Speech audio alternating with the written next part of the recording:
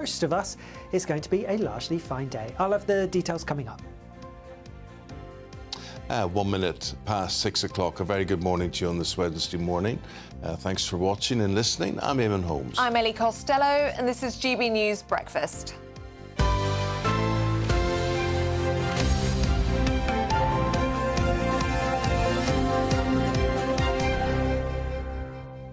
Gosh, what a busy day it's going to be today, and with so much to talk about. One of the subjects is sleep. Sleep? Do you get enough of it? And how important it is to your health. Do you get enough of it? No, absolutely not. And I don't get it in big chunks either. I get it, you know, I might sleep 2 hours, 1 hour, 3 hours. You have little cat naps. Yeah. But then you constantly walk around a state of tiredness, really. Yeah. I feel like on these shifts you're constantly groggy. I feel like I'm always in a state of jet lag. Yeah, except when you think about doing something, you're tired. When you're doing something, you're not tired. Fine. When you stop, then you just collapse. Crash. Basically, crash. Yeah, I can relate to that. Yeah. So what do you like? Do you worry about sleep? I mean, I would tend to worry quite a lot about not sleeping. Maybe I'd be better off if I didn't worry or think about it. You know, what did we do before all these doctors and experts told us we need 8 hours of sleep a night? There's no way that I could ever sleep 8 hours. 8 hours is a long time. Apparently women need 10. There's a new finding. Women need more, because I think there's more things going on with their bodies at certain times of the month. But 10 hours, who's got the time for 10 hours sleep? No. I used to always, you know, watch television very late, you know, until 1 o'clock in the morning or something.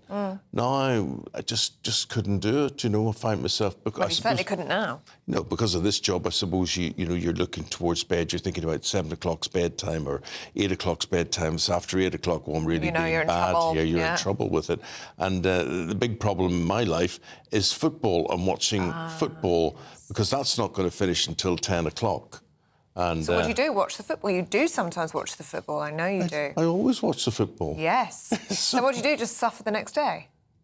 Yeah, you can't. You have to sacrifice. Can't go through your life sort of missing out in massive chunks that, you know, other people would do. I mean, yes, I don't go to the cinema or I don't go to the theatre, really, I suppose, unless I'm off the next day.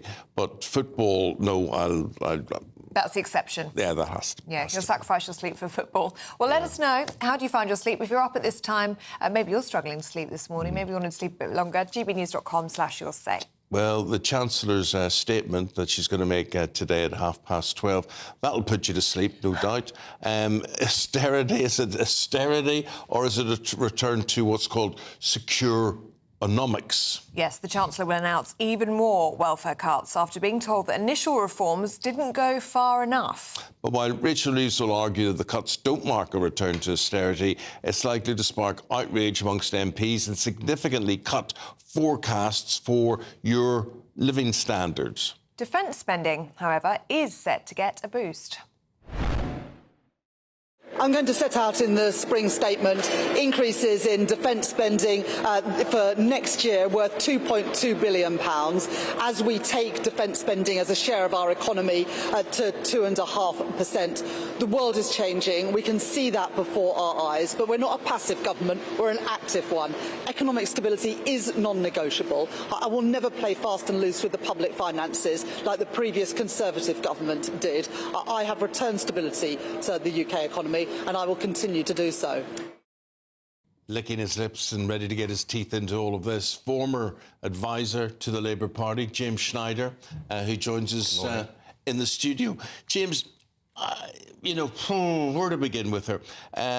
She seems very conscientious. She seems, you know, there's things I think she should get credit for, but the overall headlines with her isn't. She hasn't got good press, has she? Well, and it's not the press's fault. The economy is not doing well, and the new Labour government that people voted for under the banner of change has carried on with previous Conservative policies, making a number of them worse, and is cutting from people that nobody thinks things should be cut from the disabled, from the elderly, not scrapping the two-child benefit cap on kids in poverty. Why do it? Those are all the bad headlines. Those are all the bad headlines. Unfortunately, the Labour government's being captured by two driving forces. One is Treasury brain. This is where the Treasury looks at all the different ways that they can pick our pockets, mainly so that they don't have to tax the rich, the wealth of the super-rich and of big businesses, and of corporate lobbyists. politics. There are lots of corporate lobbyists in the Labour Party, in the Labour government, and they protect their clients, former, present and future. And the people that pay the costs are us ordinary people. Now, James, you talked about the super rich there, and as I understand this, I mean, there's everybody who earns whatever they earn, up to 40 grand or whatever, if at all. There's very poor people, there's people that earn that. Then there's people who are doing quite well, above 40 grand or whatever. But we're not talking about that. Yeah.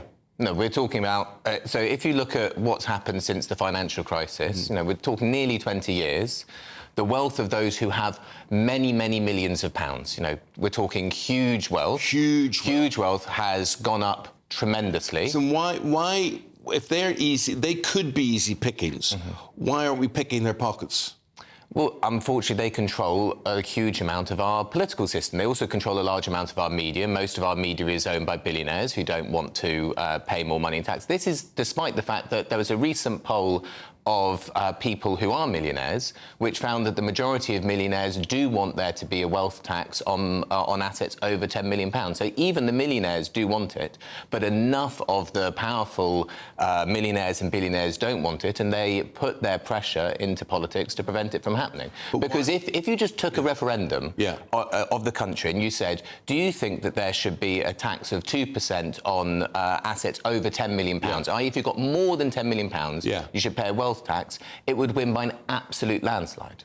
It would what? Win by an absolute landslide. And it would bring in billions. And there's an estimate that it would bring in £25 billion a year. Wow. Further benefit cuts expected to be announced today. How's that going to go down with Labour backbenchers, do you think? They're already uncomfortable. I would hope badly, and I hope it would go down badly with all MPs, because they all have constituents whose lives are going to be made worse by this. I mean, this is talking about taking away support from people that need help to get out of bed and go to the bathroom. I mean, these are not the types of people that should have support taken away from them.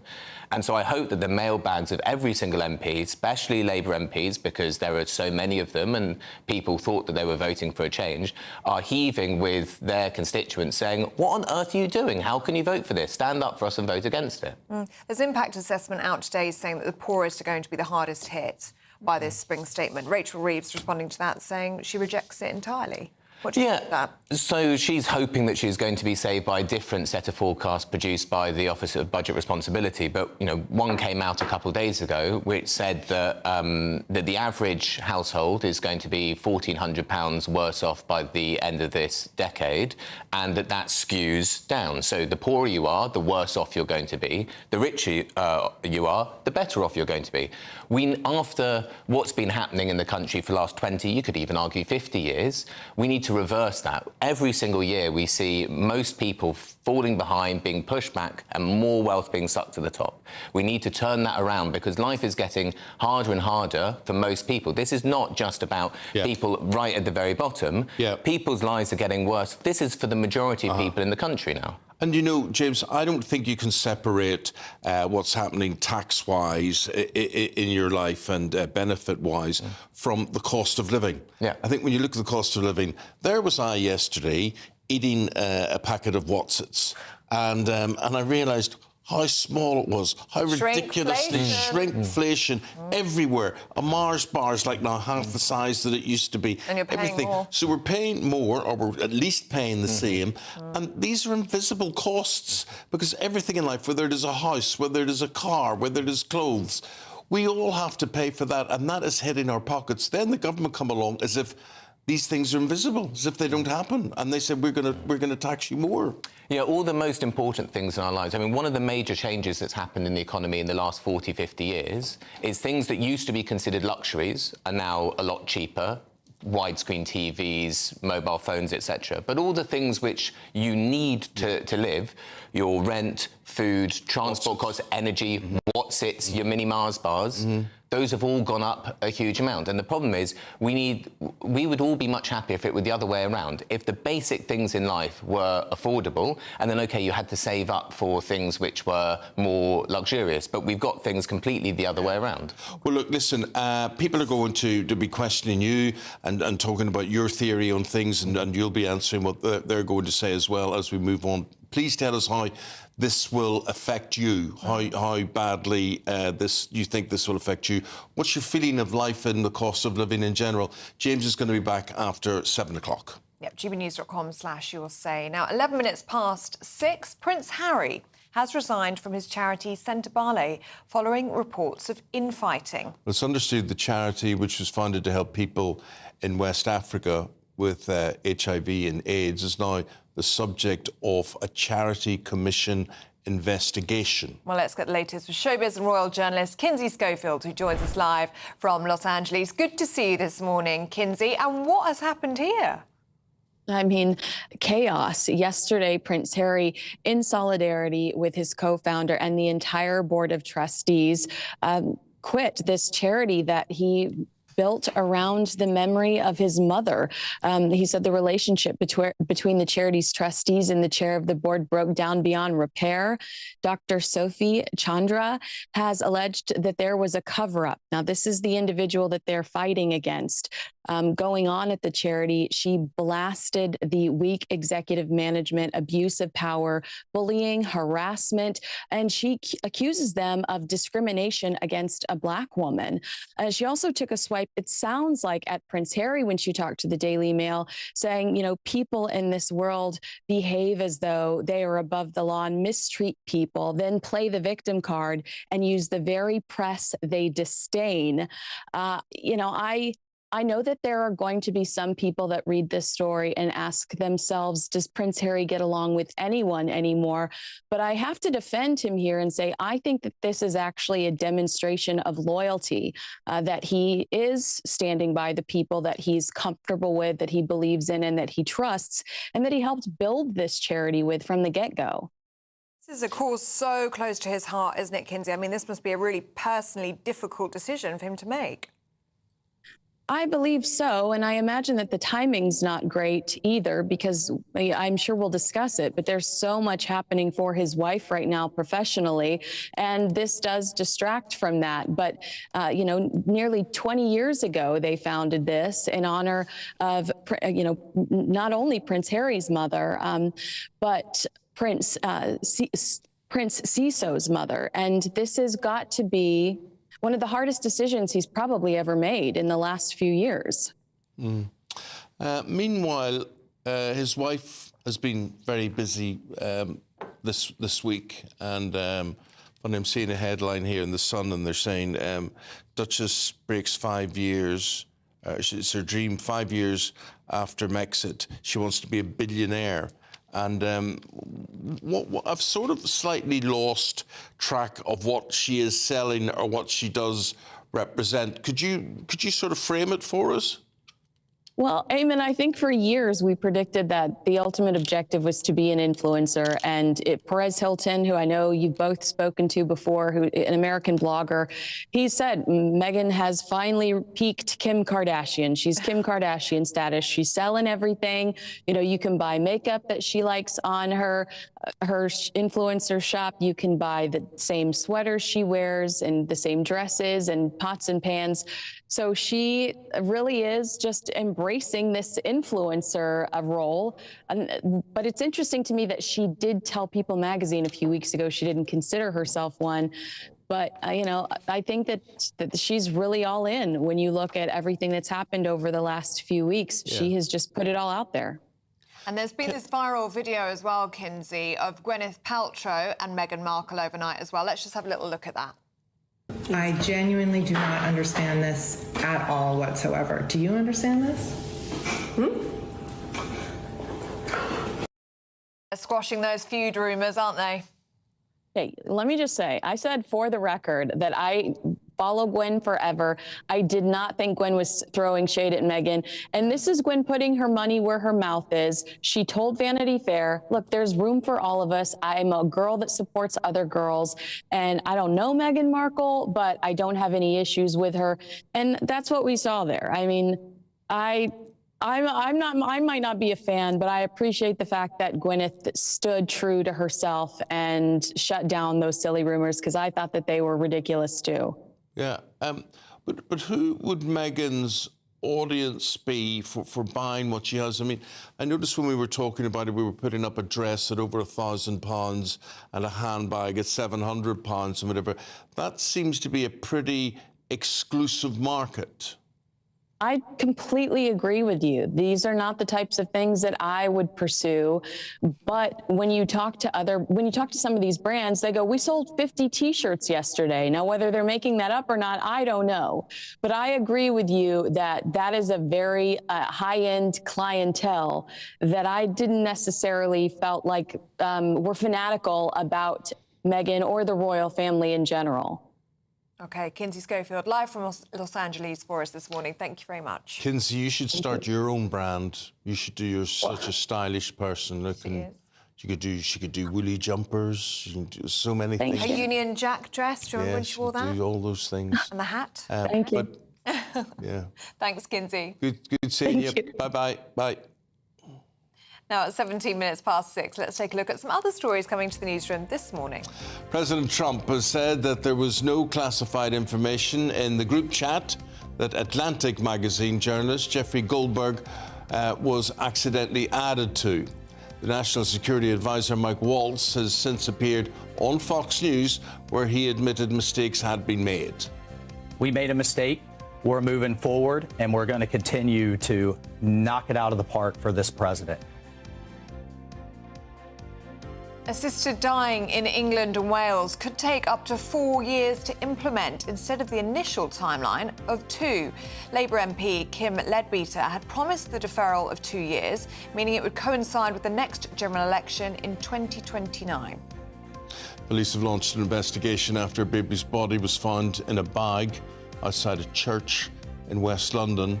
The police said officers are urgently appealing for the mother or anyone with information to come forward.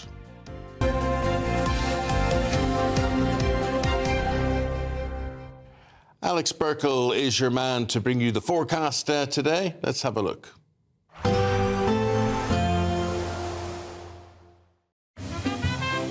Heavy showers first thing will be followed by a warm, cosy day.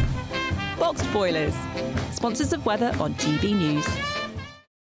Morning, here's your latest GB News weather update coming to you from the Met Office. It is a bit of a chilly start out there at the moment and there's even a bit of fog around, but once this all lifts and clears away, we actually have a decent amount of fine weather on offer today. There will be some cloud around, but also plenty of sunshine, plenty of blue skies.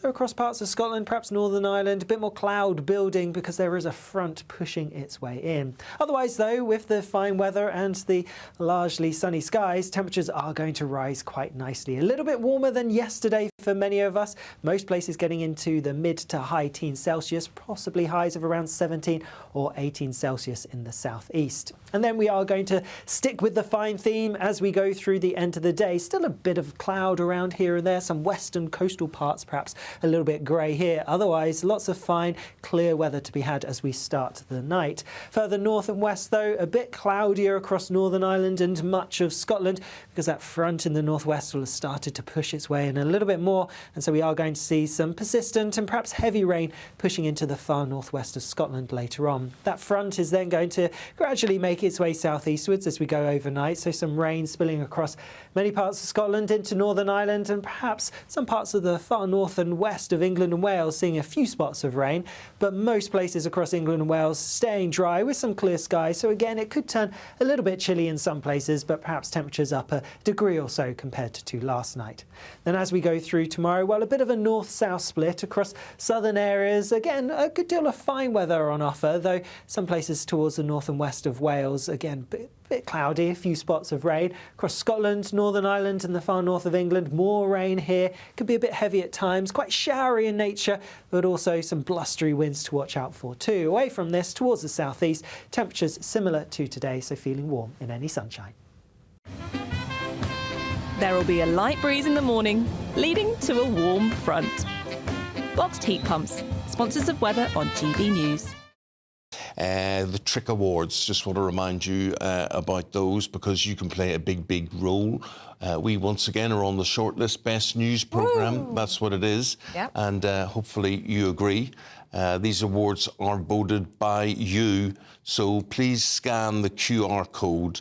I know we can say that, but if you're anything like me, you'll not have a clue what to do with it. Take your phone up to the screen, open your camera and put it close to that QR code. But if you can't do that, you'll go to poll-tric.org.uk and vote for us there. And it's the whole team we're talking about there. And breakfast has won twice, haven't we? It's 2 years in a row. So this would be the triple. We're going for the triple. And that would be amazing, wouldn't it, to pair the triple trick? Exactly. For Breakfast to Win Best News programme. But that's not all. We're also delighted to announce that our very own Charlie Peters has been nominated in the Best News Presenter category. So please go and vote for him as well. Again, it's poll-tric.org.uk. You can find it there. And actually, you can vote for both because we're in separate categories. So everyone's a winner here at GB News. That'd be good, wouldn't it? Well, the one I really do want to win is Charlie Peters and the work, the pioneering work he's done with these rape gangs and the awfulness that has existed there.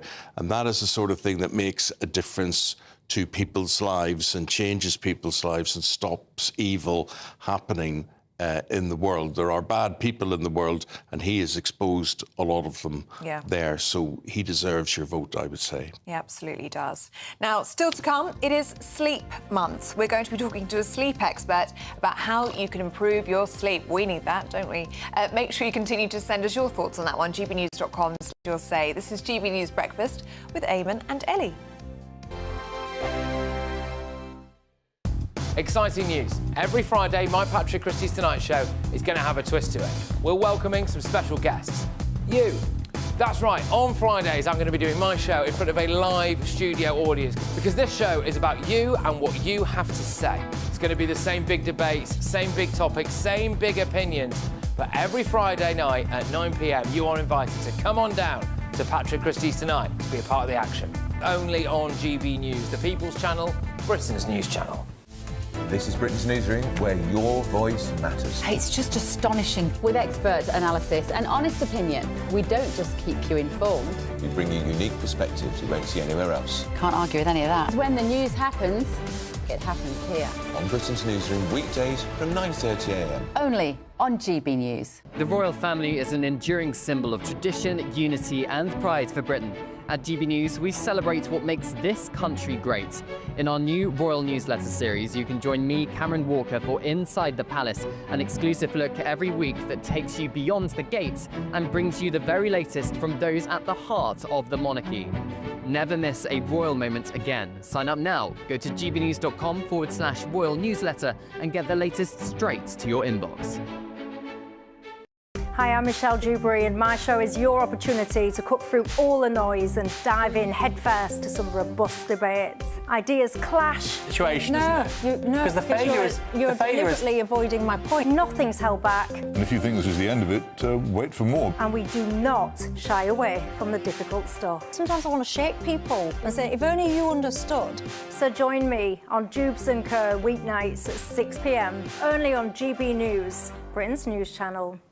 If you want your news to be straight talking... This is a nightmare for the Conservatives again. Down to earth. It's not just Nottingham where this is happening, is it? And most importantly, honest. Hard-working, middle-class taxpayers, they'll get their book thrown at them. Then catch me, Martin Daubney, Monday to Friday, 3 till 6 p.m. on GB News, Britain's news channel.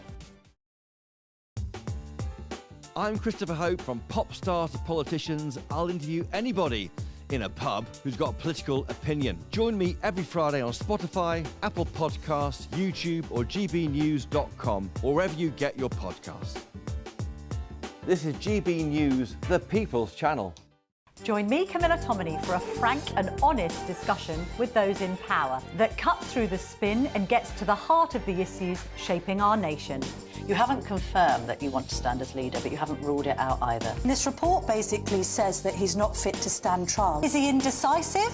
Incompetent? I deliver the dose of reality Westminster needs. That's the Camilla Tominey Show at 9:30 every Sunday on GB News, the People's Channel, Britain's news channel.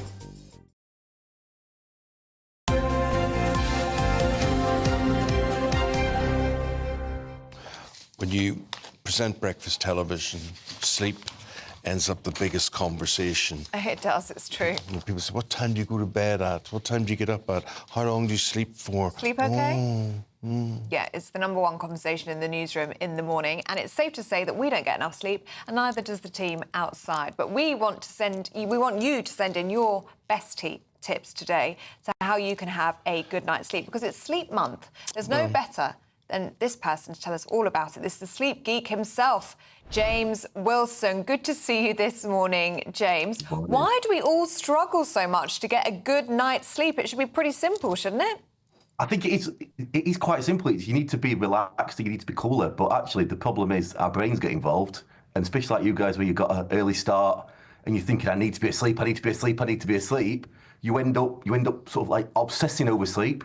A lot of people I work with, it's about like their obsession with sleep, and you end up not sleeping. So a simple physiological process that actually our brains make quite difficult for some of us. Yeah.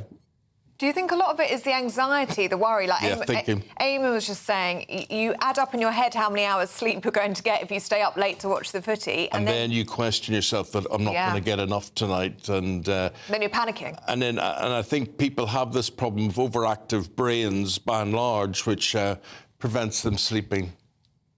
You're right. I think like this is it. You start that calculator starts going in your head, doesn't it? And I think if your team's lost as well, it's even worse. So it can be very difficult, and overactive brains. Even so, often what you need to do is actually give yourself a little bit of space, even if it means winding down for half an hour.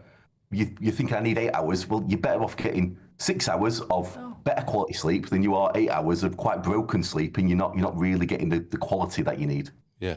Well, James, how do you get any... I don't even care about quality. I just care... There must be a part of my body, an acupuncture point or something, that I can just press and you go, and it knocks you out. That would be nice. Yeah, but I bet you there is. I bet you there is. It'd be brilliant if there was. I would also be out of a job. I think... I do this job because I'm a poor sleeper genetically myself. I sleep a lot better. And the people I work with, we do is we try to accept that we are poor sleepers. So when you stop beating yourself up about it, if you're a poor sleeper and you've got the shifts like you do on a breakfast show, you have lived with poor sleep quite a lot. You know you can do it, and if you take that thought with you rather than I've only got 4 hours, I've only got 3 hours, I've only got 2 hours, because really sleep is part of our sort of... The reason why we can't sleep is we are designed, when we are stressed and anxious, we can't sleep, because when we had predators, the last thing you want to be is asleep. So rather than seeing it as that you're a poor sleeper, you're doing what your body should do. You're an efficient human. However, you need to convince yourself, I am safe, I am relaxed, and if I get 4 hours sleep, I'll be okay, because we will. James, we've been told... But no, I want to talk to you about yawning, right? And it's contagious. If I was to yawn now, Ellie would be yawning as well. You would start yawning. Is that a good thing? Do you need people around you who are going to yawn? So yawning is an interesting one. We've done some research with Premier Inn, and what we found is we can see yawning as quite a thing that's rude. We see it as something that's not socially acceptable. And the reason why, if I yawn, you yawn, and we all start yawning, is we think it's part of an empathy thing between humans. We think it's us. We think it's us sort of like saying, "Yeah, you're part of my gang." We are. It's a non-verbal communication. But also, we don't really know why we yawn. It could be that it cools our brain down. It could be that it helps us breathe better. It could be that it clears our ears of any debris, and it could actually be that we are paying attention. So rather than thinking it's rude, someone's yawning at you, it actually means that they are trying to listen a little bit more intently. And we've heard that you do the perfect yawn. How do you do that? So the best yawn you can get, I will show you now. So what you're going to do, sit nice and straight. You can do it with me if you want. Sit nice and straight. And you would put your hands in this position.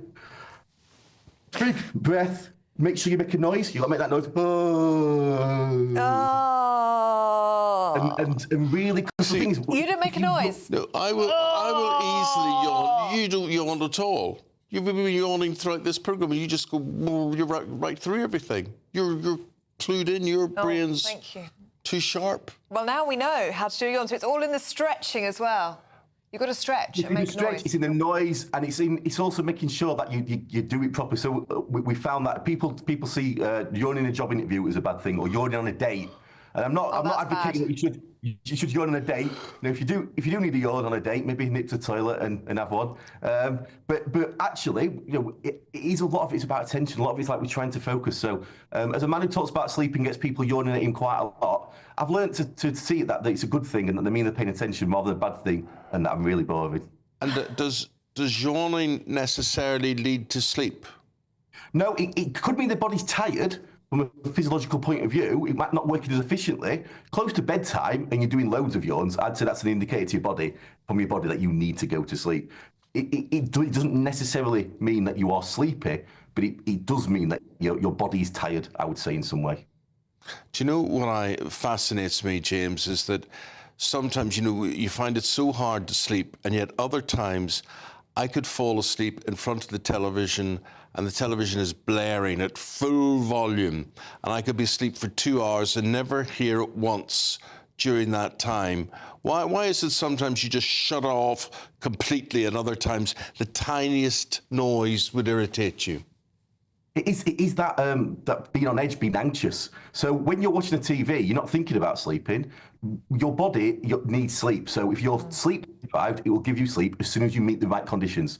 So if the room's warm, your core temperature drops because you sweat a little bit. And if you're watching something you really enjoy, then you're a little bit relaxed and boom, off you go. You're fast asleep. Where you go to bed as a poor sleeper, you start worrying about falling asleep, then you don't get any sleep. Our brain plays a horrible trick on us when it comes to sleep. And like you say, gives you sleep when you don't want to fall asleep and then doesn't give you sleep when you would like to fall asleep. Yeah, it's complicated, isn't it? Complicated picture. Yeah, you are the sleep geek. Thank you very much indeed, James. Appreciate it. Very much indeed. James Wilson there. Thank you. Thank you very much. Interesting. If you have any tips you'd like to add, let us know. Tips would be good. gbnews.com/you'll say. Now, time is running out on your chance to spruce up your spring and grab designer watches, a designer bag and £17,777 in tax-free cash. Here's everything you need to know. There's just 2 weeks left to see how you could be a spring winner, as we have an incredible £17,777 in tax-free cash to be won. Cash that you'll be able to spend on anything you like. And if that wasn't enough, we'll also give you the latest Mulberry handbag and not one, but 2 sought-after designer watches, so you can style it out this spring. Make sure you don't miss out, as lines close on the 4th of April. For another chance to win the lot, text cash to 63232. One entry costs £2 plus 1 standard network rate message, or text bonus to 63232. 5 entries cost £5 plus 1 standard network rate message. Go to gbnews.com/win. Entries start from just £2. Call 0903 681 3232. Calls cost £2 plus your network access charge, or post your name and number to GB12 PO Box 8690 Derby DE1 9TT. UK only. Entrants must be 18 or over. Lines close at 6 p.m. on the 4th of April. Please check the closing time if listening or watching on demand. Good luck. Now, if you're travelling to work or school this morning, here is your traffic and travel update.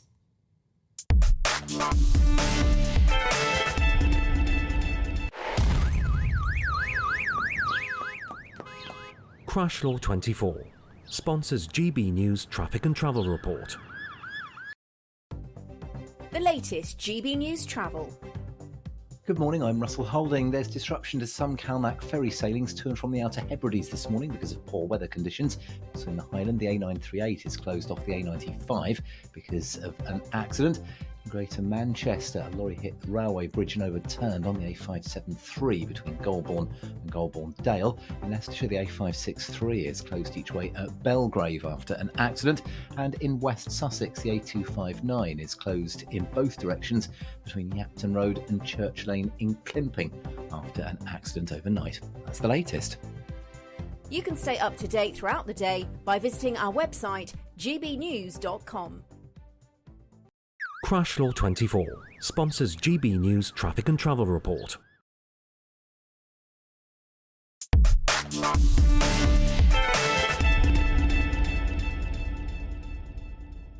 Newspapers coming your way very shortly. Michael Simmons, David Wooding making the news. That is next. Meanwhile, if you're watching GB News Breakfast, Eamonn and Ellie here, back after this. It's It's Patrick Christie's Tonight, and here we do things differently. It's explaining the absolute madness of this, doesn't it? It's explosive. I mean, this is very good. It's lively. 850. Your government sat there, Sean, and it did nothing. It's controversial. And the Middle East has been in turmoil since before I was born. It's everything you need to kickstart your evening. Everyone's had their Weetabix tonight. I love to see it. That's Patrick Christie's Tonight, weeknights from 9 p.m. Only on GB News, the People's Channel, Britain's news channel. Good Afternoon Britain isn't just about us. The wonderful thing about this programme is it's about everyone watching. It's an interactive programme. Well, there absolutely is something to see here, and we're going to be talking about it more. Whether it's breaking royal news, please bring us up to date, or indeed a particularly punchy speech in the House of Commons. Very, very curious. We bring it to you live, and then we bring you live reaction as well. That's Good Afternoon Britain, weekdays from midday. Only on GB News, the People's Channel, Britain's news channel. Join me, Camilla Tominey, for a frank and honest discussion with those in power that cuts through the spin and gets to the heart of the issues shaping our nation. You haven't confirmed that you want to stand as leader, but you haven't ruled it out either. This report basically says that he's not fit to stand trial. Is he indecisive? Incompetent? I deliver the dose of reality Westminster needs. That's the Camilla Tominey Show at 9:30 every Sunday on GB News, the People's Channel, Britain's news channel. This is Britain's Newsroom, where your voice matters. It's just astonishing. With expert analysis and honest opinion, we don't just keep you informed. We bring you unique perspectives you won't see anywhere else. Can't argue with any of that. When the news happens, it happens here. On Britain's Newsroom, weekdays from 9:30 a.m. Only on GB News. I'm Christopher Hope. From pop stars to politicians, I'll interview anybody in a pub who's got a political opinion. Join me every Friday on Spotify, Apple Podcasts, YouTube or gbnews.com, or wherever you get your podcasts. This is GB News, the People's Channel.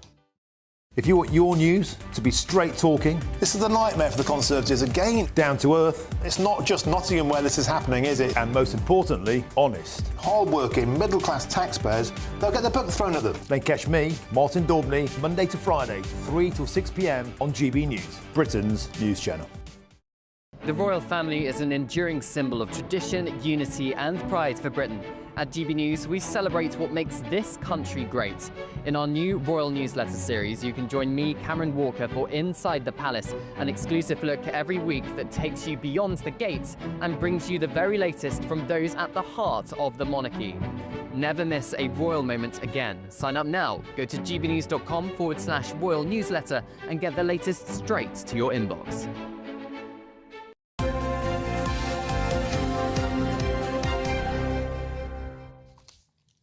We're going through the papers in the company of the economic editor at The Spectator, Michael Simmons, and the editor at the Sunday Express, David Wooding. Good to see you both this morning. Michael, let's start with you, shall we? And the front page, well, of most of the papers today, the spring statement. Rachel Reeves has vowed to make Britain strong enough to combat growing global threats. Well, this is the Chancellor's kind of riposte to the claim that this is going to be an austerity-light mini-budget that she's all about cutting. So what this is she's announcing £2.2 billion more for defence spending, she says, to combat the threats we face from Russia, but also in an effort she hopes to boost jobs and create employment in the defence industry. It's kind of interesting bit of accounting trickery that she's doing here, because where this money is coming from is further cuts to the foreign aid budget, as well as drawing down Treasury reserves. And if you do that, it allows you to spend money that be classified as investment rather than day-to-day spending, which means it's not going to affect this headroom problem that we've heard so much about. So that's why she's announced this, really to try and change the headlines away. I didn't understand a word of that. Look. Right, you're going to have to explain that to me again. The thing is, I will tell you, and I'll speak on behalf of many of our viewers and listeners, they don't care less about the foreign aid budget, right? And they don't think we should be spending money on it anyway. Yep. But what did you just describe to me there?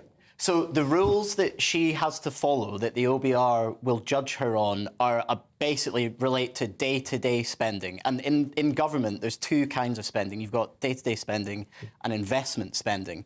Now, the defence spending that she is announcing can be classed as investment, which means that the OBR effectively don't judge it for this headroom problem. Right. So it's a way to say that you're increasing government spending whilst doing it in a way that's not going to upset. And this is where Liz Truss went wrong, wasn't it? Exactly. So this fiscal rule that Rachel Reeves calls ironclad, she says she won't break. It all relates to this day-to-day spending. So, Michael, as a newspaper editor, as a man so experienced in these headlines and the profile that people have, she has not got good press. Now, I think there's certain things she should be credited with, and she's worked hard at doing certain things, but she just has not got a handle on selling this, in my humble opinion. Now, from the start, Eamonn, when she axed the winter fuel payment for millions of pensioners, she got off on the wrong foot, and I think Rachel has found it very difficult ever since. Now, there have been some very unfair attacks on her. Some people, allies of Rachel, say that she's it's misogyny, in fact. But the reality is that you've got to have broad shoulders to be the Chancellor. Chancellors get a lot of stick, and she's having to make lots of difficult decisions. In fairness, she has inherited a difficult situation, and the world situation is bad. But she's the woman in charge at the moment, and she has to take the flak and she has to make these decisions. And it's very, very tough. How much can you blame global events and how much is it actually down to her own political decisions and the decisions that were made in October's budget? Well, you could ask the general public this, because the Daily Mail splash this morning is a poll which shows that half the population think Rachel Reeves lied about the state of the economy. A third blame all the problems that the nation faces on Labour. And only 1 in 10 believe that she has steered the economy in the right direction. Now, when Labour took charge, there was a 70-year high in taxation. And it looks like today she's going to signal cranking that up even higher.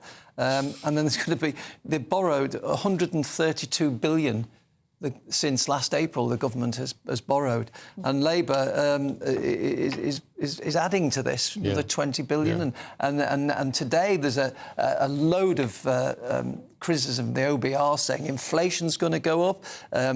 Growth is being halved. The predictions of growth. The high street is struggling. The retail sales are going down the pan, and the living standards are stagnating. So she's got problems on all fronts. So it's a very difficult hand she's got, but she's got to steer us through this. God, you're depressing. It is. You know, I just listened to you and I thought my heart sank there. There's nothing. Is there anything, just briefly, is there anything that we can look forward to? No. That's a hard one to come to, Eamonn. I think the only thing that people will take as good news is that the cuts to spending, the cuts that are going to affect pensioners, that are going to affect disabled people, won't come in until towards the end of this Parliament because of her sort of financial jiggery-pokery. So maybe that's good news, but it's not really. Right, lads, we've got to go to the break, and we're going to be back talking more with you right after this. Please don't go away. We'll be out.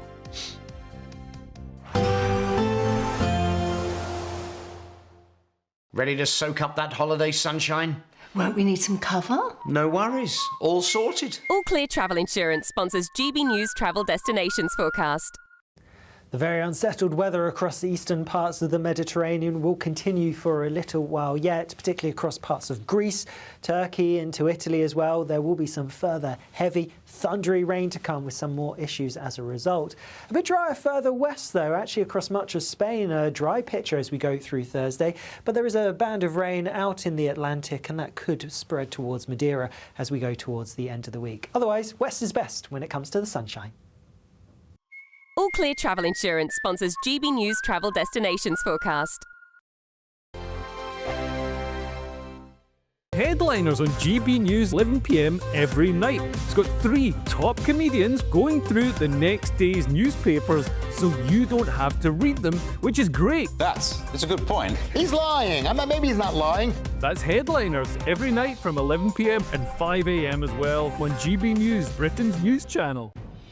Good afternoon, Britain. Weekdays from midday. interesting research here, because on the one hand, it looks as though awareness of ADHD and the symptoms is rising because of TikTok and influencers promoting the symptoms of TikTok. But there's also research that suggests that usage of TikTok itself can cause ADHD. So how do we kind of untangle this? Yeah, I mean, it's interesting, isn't it? It's a double whammy, really, because I think, as you say, on the one hand, you've got this almost like social contagion of increased awareness of symptoms that either are ADHD or, as you have pinpointed, mimic ADHD. And we know that increased and excessive screen time, not just TikTok actually, but all social media time, mimics ADHD. Anyone that has a child and has witnessed their own child spending, obsessive time scrolling through social media or gaming and seeing what that does to a child, particularly, I think, young children's attention. Yeah, my best friend, she was telling me, oh, yeah, I've known her since she was 4 years old. And she was chatting to me the other day and she goes, you know what? I've got ADHD. That's, well, if you've got it, I've got it. It's ridiculous. There are so many people saying they've got it. It's getting to epidemic proportions. Isn't it a bit ridiculous, all these people claim they've got it? What is it? What is it? Yeah, I know. I mean, I completely agree. I think it is absolutely ridiculous. And I agree. I'm being tongue-in-cheek about TikTok. I do. My personal view is that TikTok is uniquely awful. I think it is absolutely mindless. Does anyone ever feel good after scrolling on TikTok? I don't know. I mean, I'm sure there will be some people. So, I do accept these platforms are different for different people. I do think, though, we have to really ask, why is there this apparent explosion of ADHD and this rush for everyone to diagnose themselves? GB News, the People's Channel.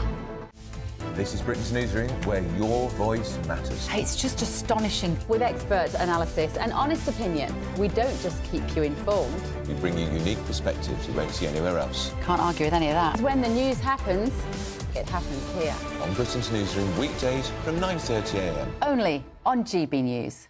We're proud to be GB News, the People's Channel. And as you know, we always love to hear your views. Now, there's a new way of getting in touch with us at gbnews.com/your say. By commenting, you can be part of a live conversation and join our GB News community. You can even talk to me, Bev Turner, or any of the members of the GB News family.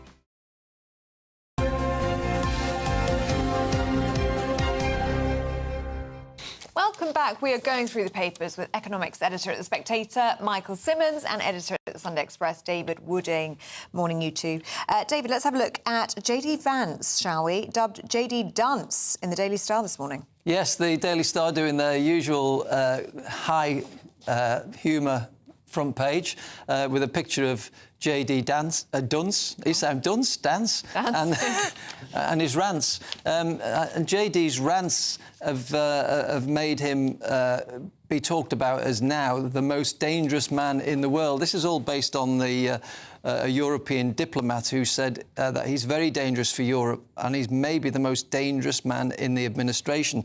A lot of this is based on that leaked WhatsApp exchange in which he doesn't leave any questions about his disdain for Europe and other countries, and it suggests in the leader that it might come to the scary conclusion that Donald Trump is the most sane person working in the White House. There you go. So he hates Dance, hates Britain, hates Europe, hates Ukraine. And as you point out there, Donald Trump's at an age where this guy could be the president at any moment, it has to be said. So and then also, Michael, there's a tape doing the round on Instagram and whatever, and artificial intelligence has us all nervous that no one knows if these things are true or not, but it has his voice slagging off Elon Musk at the same meeting. Don't know if it's true or not, but it's not getting much coverage. Yeah, it's. I mean, as you say, we're all scared to run it because who knows if it's been made by ChatGPT and it's not his real voice. But you can certainly imagine that JD Vance is this character who clearly likes the limelight, who has a lot to say, and you could see why he might feel threatened by Elon Musk. They're both competing for daddy's attention, so you can see why he would be slagging him off. But JD Vance certainly seems this character that has a lot of negative things to say about, fair enough, America has their criticisms of Europe's attitude to defence spending, but I think he's someone that could be worrying for Britain as well. What I think about this, just on pure visuals, politicians like to be liked if they can, and they always try to put on a presentational side where they look friendly and smile and they go through all this training. He makes no bones about the fact that he hates a lot of people. Yeah. And he doesn't put on airs and graces to try and curry any favour with the electorate. His role, though, is very much as the attack dog, isn't it? Whereas Trump is now in the second presidency very much the chairman. And you can see that in the Oval Office, can't you? When you've got Zelensky there, he sits in the middle and just allows J.D. Vance to do the attacks. And it was the same with Keir Starmer, wasn't it, when he made comments about free speech in Britain. He's not afraid of being unliked. No. Michael, let's have a look at the Express, shall we? And this is the parents of Sarah Everard. They've been speaking, haven't they? They feel as though they got justice, which you don't hear very often, do you? Yes, from exactly. victims' families. It's usually the other way around. And this is Jeremy and Susan Everard. And they've spoken to the Express. They've joined this campaign group that's calling for basically harsher sentences for murderers and sex offenders. And they've called to say that victims must see a sense of justice being served, which is what the Express have got on their front page. And this is basically because a quote from the campaign group that they're supporting says in the Express here that most murderers actually get out of prison, which was something I was really surprised by. So essentially, they're calling for sentences to be stricter, presumably eventually to go towards whole life orders. There's only 70 people with these whole life orders, and Wayne Couzens is one of them. And so they're going to meet the government. They're also going to meet the Conservative leader, Kemi Badenoch, to kind of make this case. And I think the worry for Sarah's parents and then also the campaign group is that because of Labour's desire to empty the prisons, essentially, because they're too full, that it's going to be hard for this case to be taken on for this campaign. But I think it's something that most people would agree. You know, there should be the strictest sentences for these crimes. Yeah. Front page of the Sun, David, has got Oasis on the front. Now, you're a man who goes to a lot of events and concerts and various things, but Ticketmaster has been savaged in this investigation. Yes, I mean, a lot of these tickets go for ridiculous prices, and it seems to me that what's happening is when these tickets go on sale, computers, AI are all being used to buy up these tickets at vast prices, rock bottom prices, and then they're being sold for a premium to people. So I remember the Conservative government talking about tackling this problem, and here we are, it's still going on. I mean, it needs tackling. I mean, imagine if that happens with the football or anywhere else. You pay your does it not? What is the situation? I mean, I know going to football, I'm always offered tickets, coming on the way in, but I would get too frightened that they wouldn't be legitimate or whatever. But I think it's illegal if I buy tickets. I think I get into. You're not allowed to do it now. I have a thing with my son called Family and Friends, where you do it on your phone, and you can swap pass them. it on. Yeah. Exactly. OK, thanks, guys. Thanks very much indeed. The lads will be back in 40 minutes' time. Alex Burkle with your weather picture.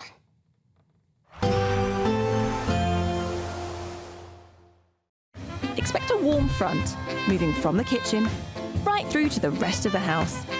Boxed Boilers, sponsors of weather on GB News. Morning, here's your latest GB News weather update coming to you from the Met Office. It is a bit of a chilly start out there at the moment, and there's even a bit of fog around, but once this all lifts and clears away, we actually have a decent amount of fine weather on offer today. There will be some cloud around, but also plenty of sunshine, plenty of blue skies.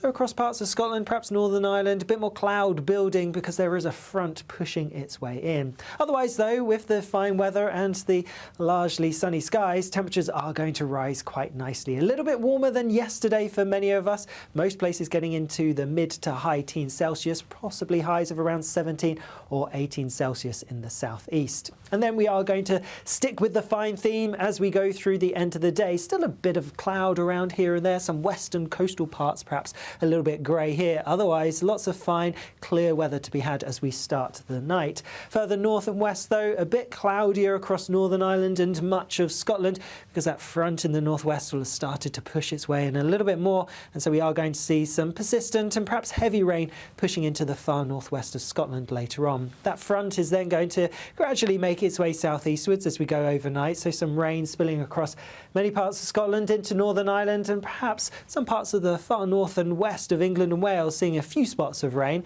but most places across England and Wales staying dry with some clear skies. So again, it could turn a little bit chilly in some places, but perhaps temperatures up a degree or so compared to last night.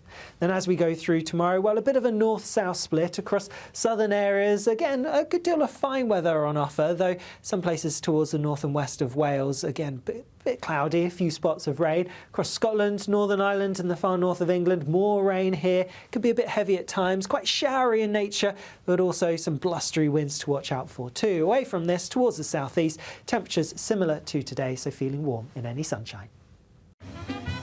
A positive outlook through the night will power through to a bright day ahead. Boxed Home Battery Storage, sponsors of weather on GB News.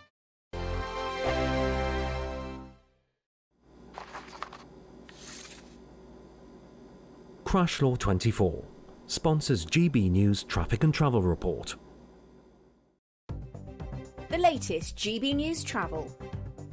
Good morning, I'm Russell Holding. In the Highland, the A938 is closed in both directions off the A95 at Dalname Bridge after an accident. Greater Manchester, the A573 is closed each way off the A580 between Golborne and Newton the Willows after a lorry overturned after hitting the railway bridge. In Leicestershire, the A563 is closed each way at Belgrave after an accident. In Surrey, the A3 is closed in both directions through the Hindhead Tunnel where overnight roadworks have overrun.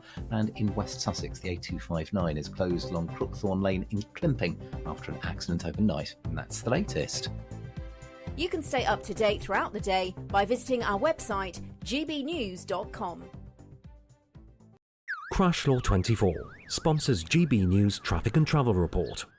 There's just 2 weeks left to see how you could be a spring winner, as we have an incredible £17,777 in tax-free cash to be won. And if that wasn't enough, we'll also give you the latest Mulberry handbag and not one, but 2 sought-after designer watches. Make sure you don't miss out, as lines close on the 4th of April. For another chance to win the lot, text cash to 63232. One entry costs £2 plus 1 standard network rate message, or text bonus to 63232. 5 entries cost £5 plus 1 standard network rate message. Go to gbnews.com/win. Entries start from just £2. Call 0903 681 3232. Calls cost £2 plus your network access charge. Or post your name and number to GB12 PO Box 8690 Derby DE1 9TT. UK only. Entrance must be 18 or over. Lines close at 6 p.m. on the 4th of April. Please check the closing time if listening or watching on demand. Good luck. If you want your news to be straight talking, This is a nightmare for the Conservatives again. down to earth, It's not just Nottingham where this is happening, is it? and most importantly, honest, Hard-working, middle-class taxpayers, they'll get the book thrown at them. then catch me, Martin Daubney, Monday to Friday, 3 till 6 p.m. on GB News, Britain's news channel. In the GB Newsroom, we bring you the news as it happens. With our team of dedicated journalists across the UK, we're ready to keep you up to date with what's happening every half an hour, every single day. Bulletins here on GB News, the People's Channel, Britain's news channel. I'm Christopher Hope. From pop star to politicians, I'll interview anybody in a pub who's got a political opinion. Join me every Friday on Spotify, Apple Podcasts, YouTube or gbnews.com, or wherever you get your podcasts. This is GB News, the People's Channel.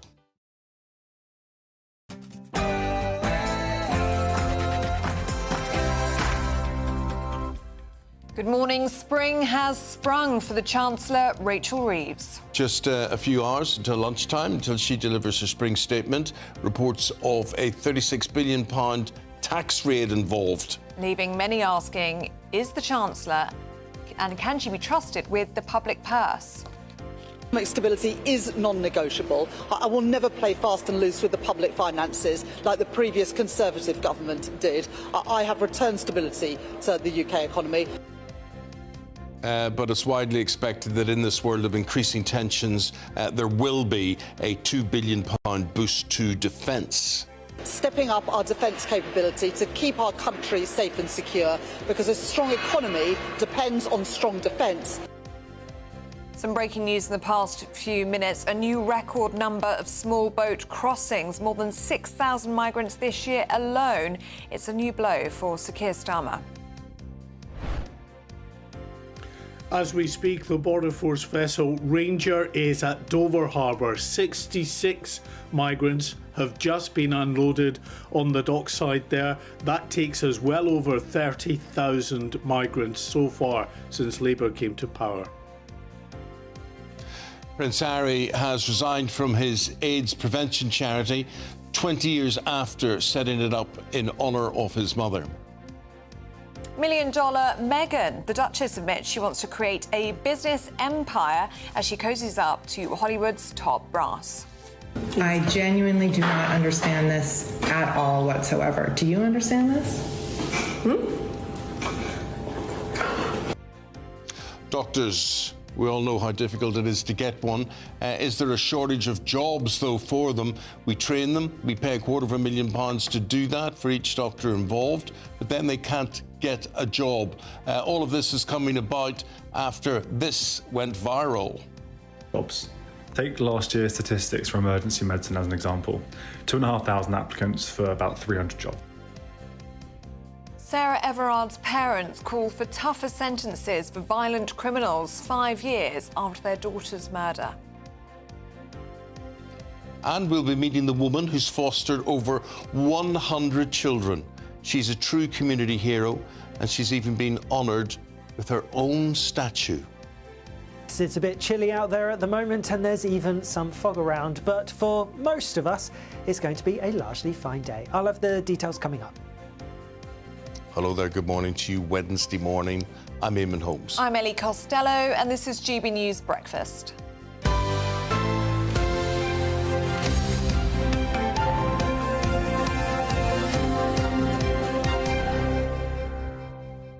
We just want to use this to abuse our position here and plead for you for your votes for the TRIC Awards, because amazingly and very thankfully, we have been nominated again for Best News Programme. Woo, yes, we've won twice in the past 2 years, so we're going for the triple. It would be nice to get 3 in a row, wouldn't it, for Best News Programme. If you would like to vote, because it does come down to a public vote, it does come down to you. I think it is one of the only awards where it does actually come down to a public vote alone, so it does mean the world to us. If you'd like to get involved, you can scan the QR code on your screen right now, or you can go to poll-tric.org.uk to vote for us. And if you decide to do that, we are very, very grateful.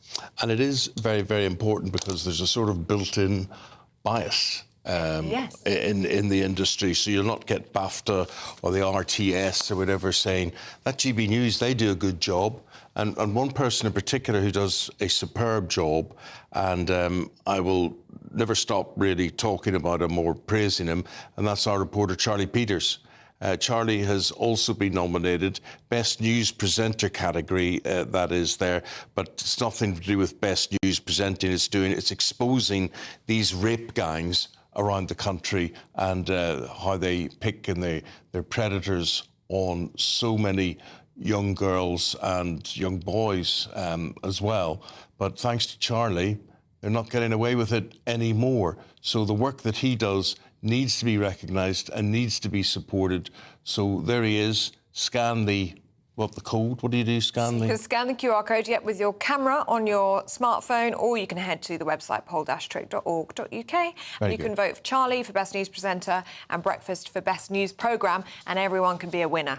So thank you very much if you decide to do that. Let's just bring you some breaking news, and we can exclusively reveal more than 30,000 small boat migrants have arrived in Britain since Labour came to power. Well, it follows the arrival of 66 migrants into Dover Harbour overnight. GB News Home and Security Editor Mark White has the latest for us. And what a headache this is for the government, Mark.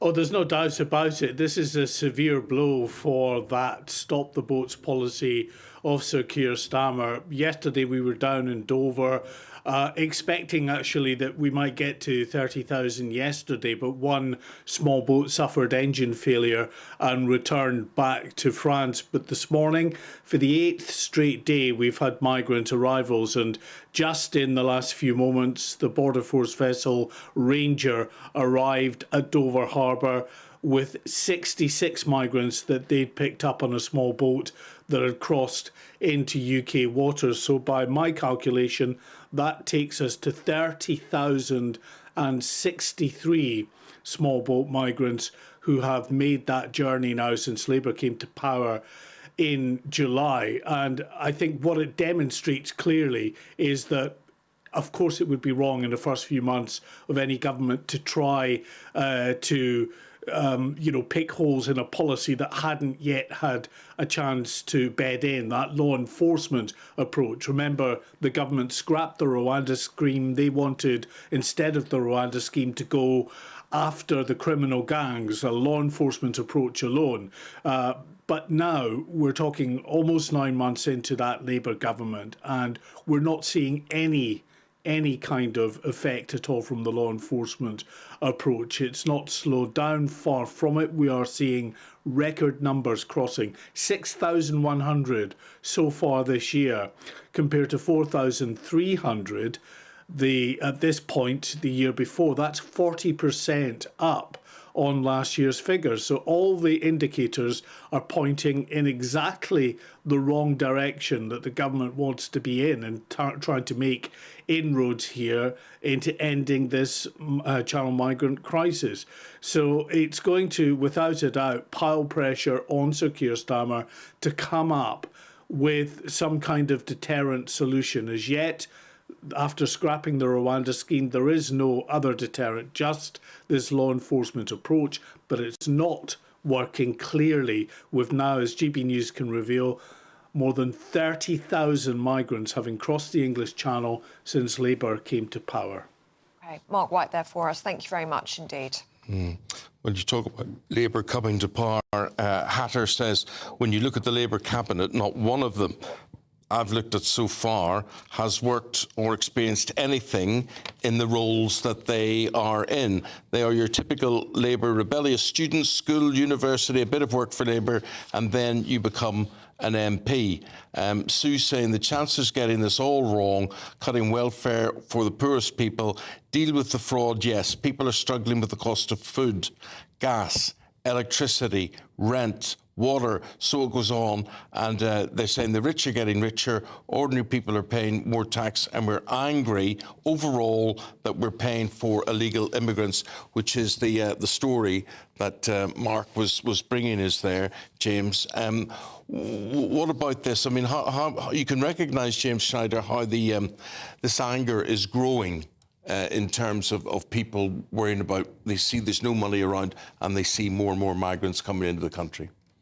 Well, this is the problem when there's not a counterforce which is arguing for, and there's any prospect that we're going to be able to take some of the wealth that the very, very richest people have been hoarding over the last few decades and give it to ordinary people so they can have easier lives. And if the only argument, the only counter-argument that's being put forward is that from the reform end of things, which says it's all the costs are to do with migration, which they're not at all, then that sentiment is going to grow and grow. There's lots of correct anger in the country because James, people are I just need to cut across you because maybe she's getting some wriggle room here, because within the past few minutes we're hearing that inflation has fallen further and faster than expected. What's it sitting at? 2.8%. So most analysts have predicted a fall of 2.9%, down from January's 3%. So yes, some relief for Rachel Reeves ahead of her spring statement later today. James Schneider is with us with instant reaction to that. So this essentially means that prices are rising more slowly. Yes, that's right. So it doesn't mean that the prices that you pay in the supermarket are going to come down. It just means they aren't going up by quite as much as they expected. Of course, that's a good thing.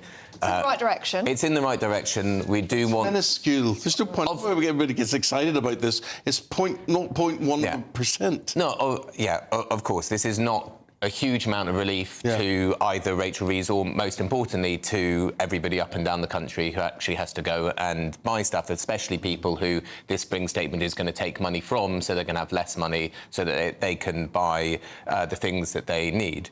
But we did have big levels of inflation. The previous government didn't do anything to protect people, or did very little to protect people from it. There was quite a lot of price gouging that was carried on in groceries, in energy. And these are areas where we could have stepped in, the government could have stepped in and protected people. All of these things are a choice. The price of everything is a choice, and the government could choose to protect people in particular areas. And I think we should be looking at the things that your viewer brought up there. The cost of the essential things that you can't live without. You can't live without housing, you can't live without gas, you can't live without electric, you can't live without water.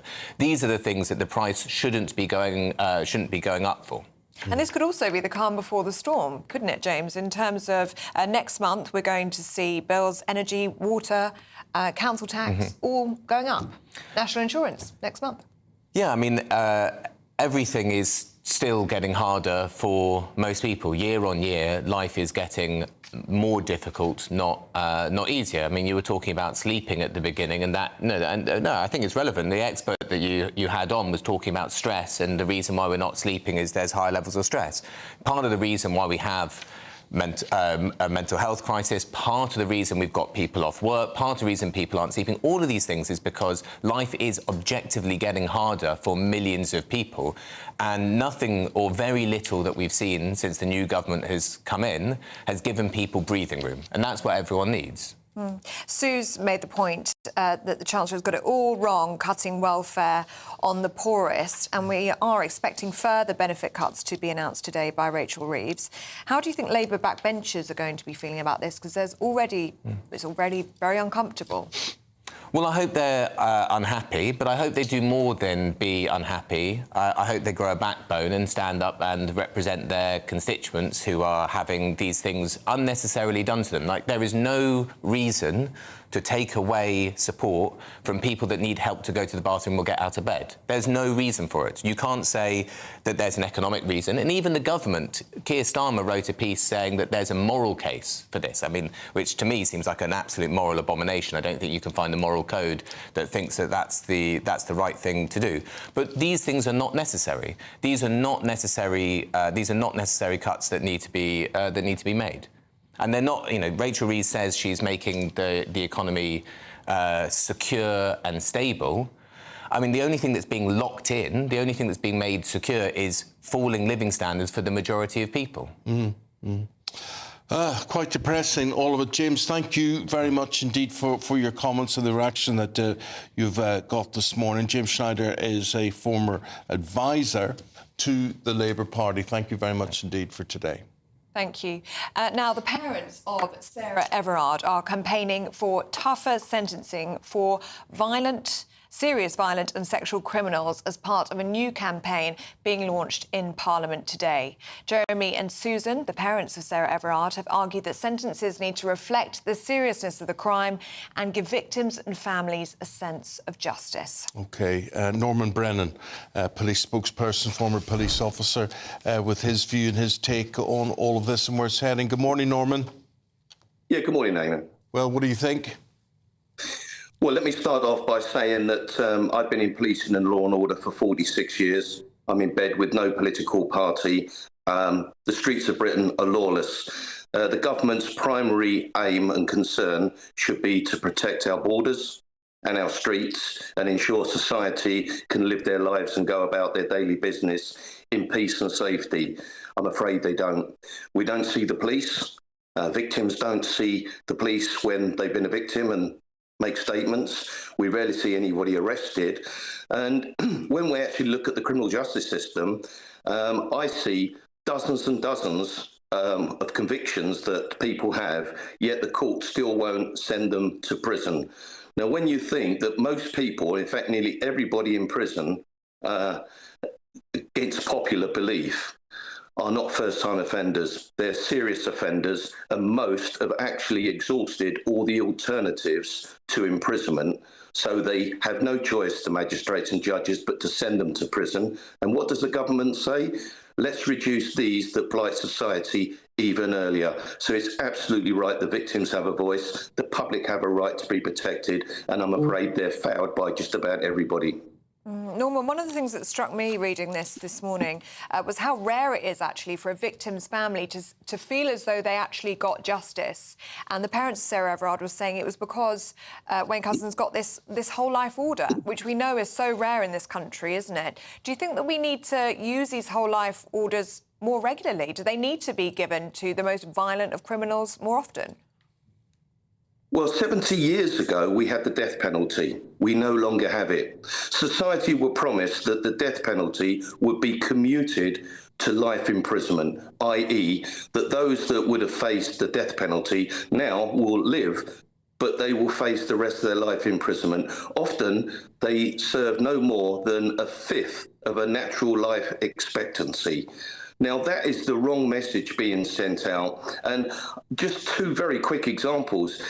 Just before Christmas, I commented on a woman that was unconscious on a bench in Southall, London. She was raped for half an hour. The guy went away, came back and continued, and he killed her.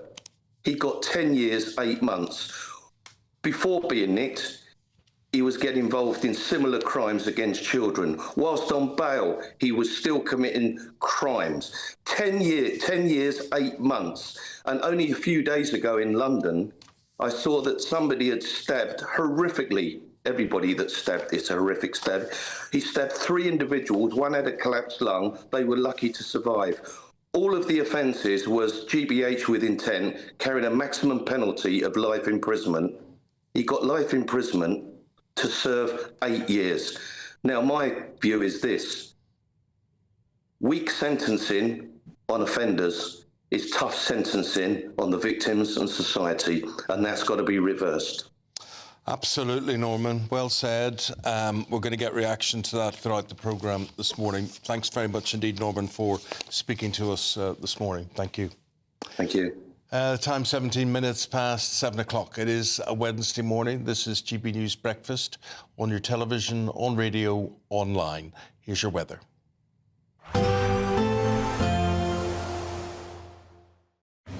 Even though we'll see a cloudy start, it'll be a bright outlook for the rest of the day. Boxed Solar, sponsors of weather on GB News. Morning, here's your latest GB News weather update coming to you from the Met Office. It is a bit of a chilly start out there at the moment and there's even a bit of fog around, but once this all lifts and clears away, we actually have a decent amount of fine weather on offer today. There will be some cloud around, but also plenty of sunshine, plenty of blue skies. Though across parts of Scotland, perhaps Northern Ireland, a bit more cloud building because there is a front pushing its way in. Otherwise though, with the fine weather and the largely sunny skies, temperatures are going to rise quite nicely. A little bit warmer than yesterday for many of us. Most places getting into the mid to high teens Celsius, possibly highs of around 17 or 18 Celsius in the southeast. And then we are going to stick with the fine theme as we go through the end of the day. Still a bit of cloud around here and there, some western coastal parts perhaps a little bit grey here. Otherwise, lots of fine, clear weather to be had as we start the night. Further north and west though, a bit cloudier across Northern Ireland and much of Scotland because that front in the northwest will have started to push its way in a little bit more, and so we are going to see some persistent and perhaps heavy rain pushing into the far northwest of Scotland later on. That front is then going to gradually make its way southeastwards as we go overnight, so some rain spilling across many parts of Scotland into Northern Ireland and perhaps some parts of the far north and west of England and Wales seeing a few spots of rain, but most places across England and Wales staying dry with some clear skies. So again, it could turn a little bit chilly in some places, but perhaps temperatures up a degree or so compared to last night. Then as we go through tomorrow, well, a bit of a north-south split across southern areas. Again, a good deal of fine weather on offer, though some places towards the north and west of Wales, again, bit cloudy, a few spots of rain. Across Scotland, Northern Ireland and the far north of England, more rain here. Could be a bit heavy at times, quite showery in nature, but also some blustery winds to watch out for too. Away from this, towards the southeast, temperatures similar to today, so feeling warm in any sunshine. Expect a warm front, moving from the kitchen right through to the rest of the house. Boxed Boilers, sponsors of weather on GB News. Now, time is running out on your chance to spruce up your spring and grab designer watches, a designer handbag and £17,777 in tax-free cash. It's a marvellous package and it could be yours. Have a go. There's just 2 weeks left to see how you could be a spring winner, as we have an incredible £17,777 in tax-free cash to be won. Cash that you'll be able to spend on anything you like. And if that wasn't enough, we'll also give you the latest Mulberry handbag and not one, but 2 sought-after designer watches, so you can style it out this spring. Make sure you don't miss out, as lines close on the 4th of April. For another chance to win the lot, text cash to 63232.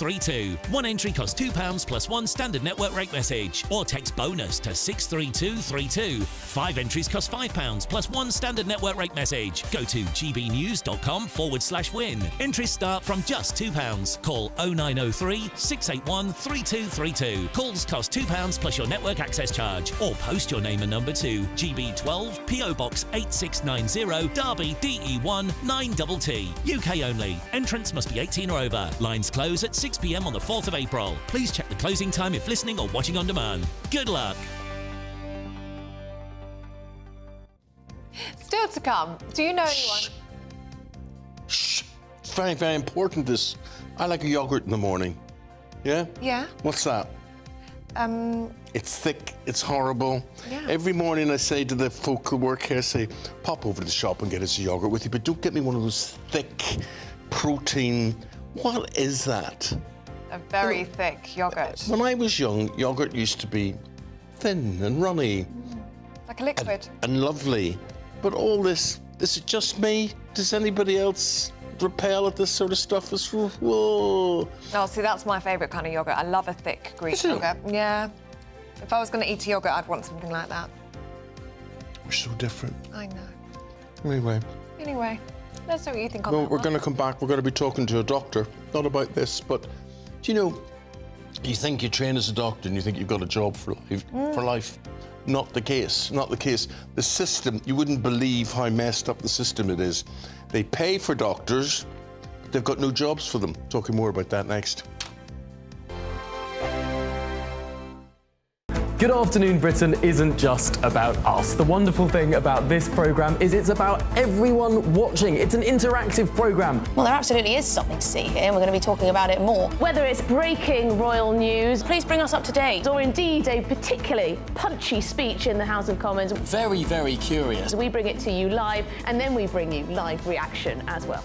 That's Good Afternoon Britain, weekdays from midday. Only on GB News, the People's Channel, Britain's news channel. Exciting news. Every Friday, my Patrick Christie's Tonight Show is going to have a twist to it. We're welcoming some special guests. You. That's right, on Fridays I'm going to be doing my show in front of a live studio audience, because this show is about you and what you have to say. It's going to be the same big debates, same big topics, same big opinions, but every Friday night at 9 p.m. you are invited to come on down to Patrick Christie's Tonight to be a part of the action. Only on GB News, the People's Channel, Britain's news channel. Hi, I'm Michelle Dewberry, and my show is your opportunity to cut through all the noise and dive in headfirst to some robust debates. Ideas clash. Situation, isn't it? No, Because the failure is... You're deliberately avoiding my point. Nothing's held back. And if you think this is the end of it, wait for more. And we do not shy away from the difficult stuff. Sometimes I want to shake people and say, if only you understood. So join me on Jubes & Co. weeknights at 6 p.m, only on GB News, Britain's news channel. Join me, Camilla Tominey, for a frank and honest discussion with those in power that cuts through the spin and gets to the heart of the issues shaping our nation. You haven't confirmed that you want to stand as leader, but you haven't ruled it out either. This report basically says that he's not fit to stand trial. Is he indecisive? Incompetent? I deliver the dose of reality Westminster needs. That's the Camilla Tominey Show at 9:30 every Sunday on GB News, the People's Channel, Britain's news channel. In the GB newsroom, we bring you the news as it happens. With our team of dedicated journalists across the UK, we're ready to keep you up to date with what's happening every half an hour, every single day. Bulletins here on GB News. The People's Channel. Britain's news channel. If you want your news to be straight talking... This is a nightmare for the Conservatives again. Down to earth. It's not just Nottingham where this is happening, is it? And most importantly, honest. Hard-working, middle-class taxpayers, they'll get the book thrown at them. Then catch me, Martin Daubney, Monday to Friday, 3 till 6 p.m. on GB News, Britain's news channel.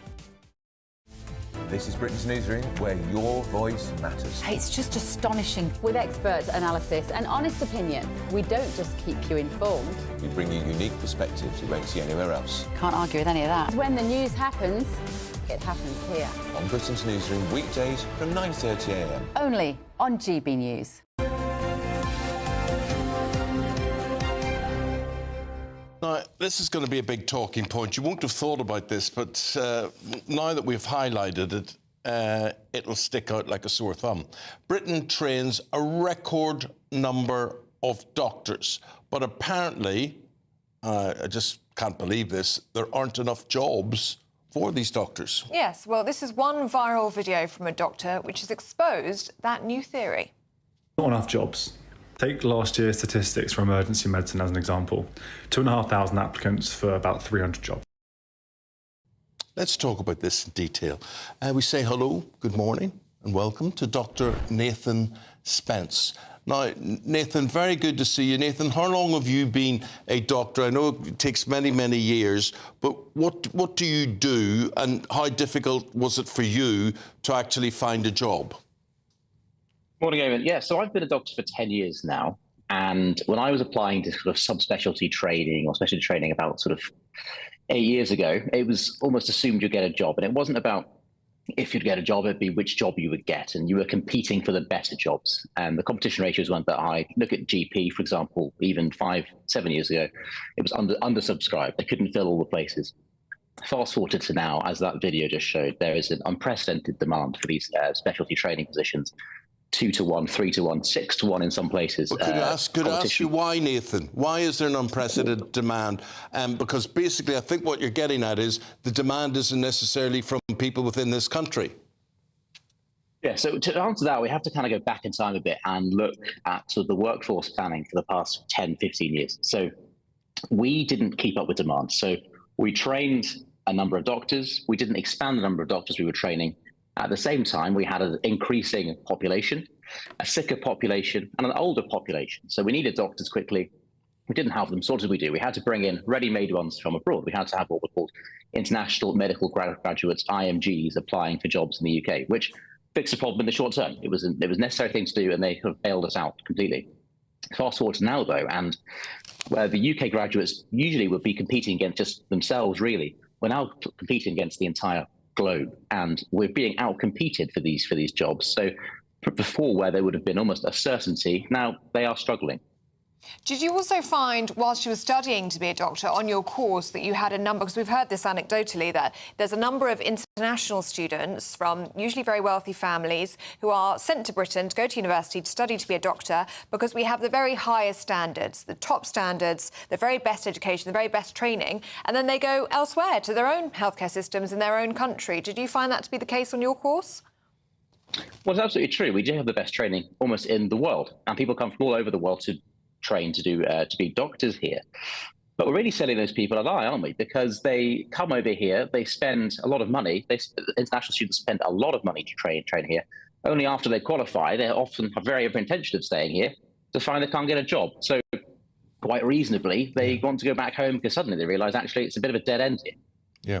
Nathan, it's really fascinating listening to you talk, because I have to say, amongst us journalists here, the story that we would be fed is that doctors here are greedy. They can't wait to go to Canada and Australia and South Africa, where they're going to earn big bucks, and none of them, we're training them up and they're not staying. What would your take on that be? And I mean, that is one pull. There is more money abroad, there's more opportunity abroad, there's nicer climates abroad. But actually, increasingly, that was a choice that people would make. Come August, it's going to be a choice they're forced to make because they can no longer be employed here. So, of course, they're going to get up and leave. So this is a repercussion of many, many years failing to invest in the sort of workforce planning, expanding training positions. We're now in a situation where our best homegrown talent's leaving. And Nathan, can we put this right? We can. It's going to take time. So there's obviously two things we need to do. We need to increase the number of training positions, which will mean increasing the funding for those training positions. Other countries as well would also have a system in which they would favour their own locally graduated doctors over those from abroad. So to create opportunities for both, perhaps on the first round of application, have that open just to people who graduated within the UK. And then for positions that weren't filled because they couldn't find the right candidates, they then open those up to the international market. Okay. Well, listen, come back and talk to us again sometime. Unfortunately, I've got to cut you off because we've got a government spokesman or an opposition spokesman now to talk to. But you've opened up an area which none of us really thought existed, and the question is, why should it exist? Thank goodness we have people like you, Nathan, anyway, wanting to do what you do and doing what you do. Good luck in what you do, my friend, and we'll talk again in the future. Thank you very much. Thanks so much. Thank you. Well, let's cross live to Westminster now and speak to the Shadow Treasury Minister, James Wild. Good to see you this morning, James. And can I just get your reaction to that news this morning, that breaking news that inflation has fallen to 2.8% ahead of the spring statement at 12:30 p.m. today? That's a relief for Rachel Reeves, isn't it? Well, inflation still remains above the target level of 2% that the government inherited, and the Bank of England is forecasting that it may still go up. And that's due in part to the decisions that the Chancellor took last October. So while it's welcome that it has come down, it is still above the target level. What are you expecting to happen at 12:30 today? Well, the Chancellor promised to deliver growth and stability, and she's failed to deliver either, and that's because she imposed a £25 billion jobs tax, she increased spending and massively increased borrowing, and that's seen business confidence drop like a stone and growth stop stone dead. So that's the responsibility of the Chancellor, and I would hope that she would be listening and correct course and listen to the businesses and to the other voices who warned of the consequences of what her decisions would be. And that's why she's having to deliver an emergency budget. This isn't just a routine update to Parliament. It's because she was in danger of missing her fiscal rules. Now, she has said, well, she's blamed previously the inheritance from yourselves, from the Tories, 14 years. Now it's global events and Trump's tariffs. Do you have any sympathy with those arguments? Well, it all seems to be everyone else's fault but the government, who've now been in office for 9 months. The OBR didn't legitimise the black hole figure that the government has been using. It was well known that President Trump loved tariffs and was likely to win the election, and it was against that backdrop that the Chancellor imposed the biggest tax increases for a generation, massively increasing borrowing, and also going on a spending splurge of £70 billion a year. That wasn't a responsible thing to do. We warned about that at the time, as did other commentators. She didn't leave herself much contingency, much headroom. That's why she's having to come back today announcing rushed welfare cuts, cuts to the civil service to try and make the books balance. One positive today, though, is that boost to defence spending. What do you make of that? Yeah, I'm a big supporter of our defence sector. I worked for the Defence Secretary a few years ago, so we welcome increased investment. We've been calling for this since the election, and unfortunately the Prime Minister took quite a while to agree to set a date for the 2.5% target, and now we need to get to 3% by the end of the Parliament. So this is welcome news. We should be investing in our defence, in our security. The government's right about that, and we support them, and we just want them to go faster. Are you concerned that we could be entering into recession territory? And if so, should Rachel Reeves resign? Well, the Chancellor should take action so that we get growth moving again in the economy. We'll see what the growth figures look like going forward. It would appear that the OBR is going to downgrade growth, and the Chancellor needs to respond to that, and that needs to be measures to increase investment into the economy and to lift the burden on business, not impose more, as they're planning to, through employment measures that would add £5 billion a year. But the Chancellor needs to start listening to people. She's proved herself to be very tin-eared and not listening to the people who are generating the wealth in our country. So I would advise her to start listening, to change course today, particularly on the jobs tax. We're also expecting to hear more on welfare cuts, benefit cuts, being announced today by Rachel Reeves. What's your response to that? It's making many Labour backbenchers very uncomfortable. Well, our welfare budget is unsustainable and we need to take action. The government came to Parliament last week and announced what they said were £5 billion of savings, but we read overnight that the OBR actually says that will be about £3.4 billion. So they will have to come back with a further set of measures. But we haven't seen any of the details on that. The government refused to publish them last week, so we'll have to wait and see what the detail is. But the reality is Labour's been rushed to do this to try and avoid breaking the fiscal rules. And they've not got engaged with welfare reform because they're divided as a party. We've seen that, as you mentioned, some of their backbenchers are uneasy. We saw that last week. But we need to grasp this because the overall budget for sickness and disability benefits is due to hit £100 billion by the end of the Parliament. So that's the context in which that £5 billion saving has to be seen. We had proposals to deliver £12 billion a year, for example, and we need to really grasp this nettle. Okay. James, thanks for that. It's going to be a busy day for you and so many other people, but you're from your shadow Treasury Minister. Thanks for your time this morning. Appreciate it.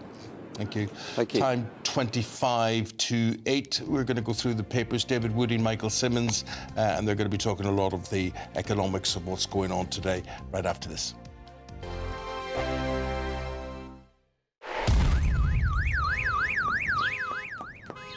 Crash Law 24 sponsors GB News Traffic and Travel Report. The latest GB News Travel. Good morning, I'm Russell Holding. In the Highland, the A938 is closed in both directions off the A95 at Dalmain Bridge after an accident. In Greater Manchester, the A573 is closed each way off the A580 between Golborne Island and Newton Le Willows after a lorry hit a railway bridge and overturned. In Leicestershire, the A563 is closed each way along Redhill Way in Belgrave after an accident. In Surrey, the A3 is closed in both directions through the Hindhead Tunnel where overnight roadworks have overrun. And in East Sussex, the A27 is partly blocked westbound by an accident at the Drusillers roundabout at Berwick, causing queues. You can stay up to date throughout the day by visiting our website gbnews.com. Crash Law 24 sponsors GB News Traffic and Travel Report.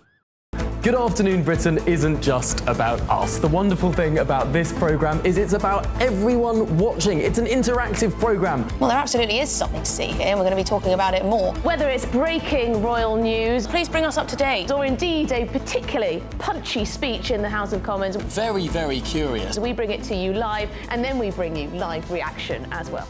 That's Good Afternoon Britain, weekdays from midday. Only on GB News, the People's Channel, Britain's news channel. Join me, Camilla Tominey, for a frank and honest discussion with those in power that cuts through the spin and gets to the heart of the issues shaping our nation. You haven't confirmed that you want to stand as leader, but you haven't ruled it out either. This report basically says that he's not fit to stand trial. Is he indecisive? Incompetent? I deliver the dose of reality Westminster needs. That's the Camilla Tominey Show at 9:30 every Sunday on GB News, the People's Channel, Britain's news channel. Hi, I'm Michelle Dewberry, and my show is your opportunity to cut through all the noise and dive in headfirst to some robust debates. Ideas clash. Situation, no, isn't it? No, Because the failure is you're deliberately avoiding my point. Nothing's held back. And if you think this is the end of it, wait for more. And we do not shy away from the difficult stuff. Sometimes I want to shake people and say, if only you understood. So join me on Jubes & Co. weeknights at 6 p.m, only on GB News, Britain's news channel.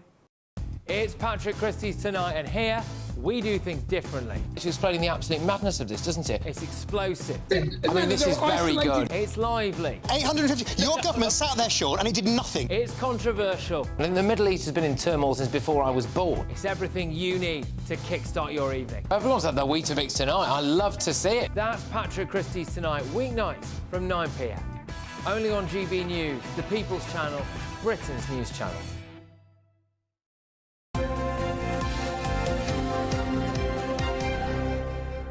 Going to run you through the front pages of the papers on this Wednesday morning, and these are the stories that will be sitting there in your newsagents. Daily Mirror, first of all, Spring Statement Day, an image of the Chancellor ahead of her speech at 12:30, working away in her high-vis jacket.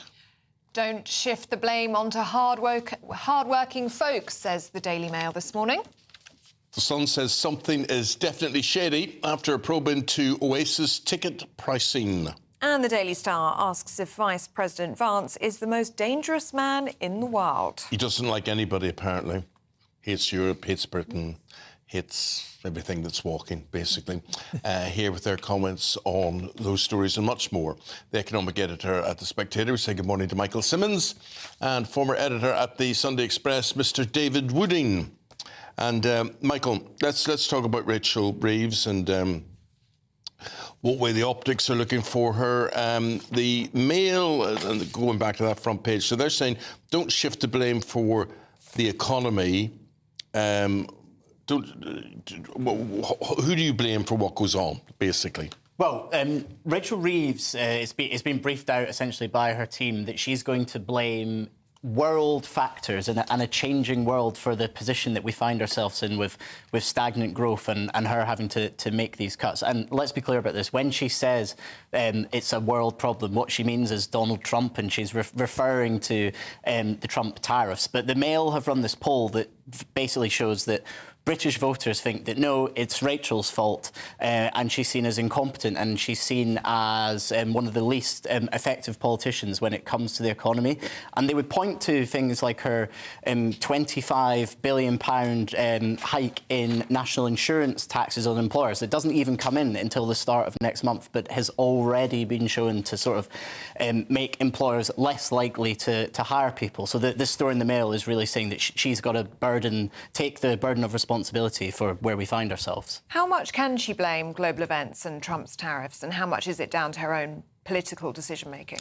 Well, it's certainly the case that the borrowing costs that have gone up and the uncertainty in the economy is a result of global events. But the mistake Reeves has made is in the autumn budget, she didn't really leave herself any room to manoeuvre. She left herself £10 billion of what we call headroom, which is basically your room for error against these global events. And at the time, she was warned that this was a very small amount, and it's come back to bite her. David? Yes, it's clear that a lot of what the government did at the start was all about blaming the Conservatives. But there's only so long you can do that for. And people are now getting a little bit tired of hearing we've inherited a bad hand from the previous government, and people are starting to blame the Labour government now. The honeymoon period was over very quickly when, of course, they scrapped the winter fuel payment very, very soon after gaining power, which didn't help. Meanwhile, defence spending, and we're expecting to see price to pay for that maybe come the autumn? Yes, well, there's an extra £2.2 billion for defence next year. That's to help reach the government's target of spending 2.5% of gross domestic product on defence. And, of course, the world picture with Putin and his friends causing a lot of fears across Europe, that's essential. But it looks, The Guardian is saying that further tax rises are feared. The figures I've heard are about £500 million extra in taxes.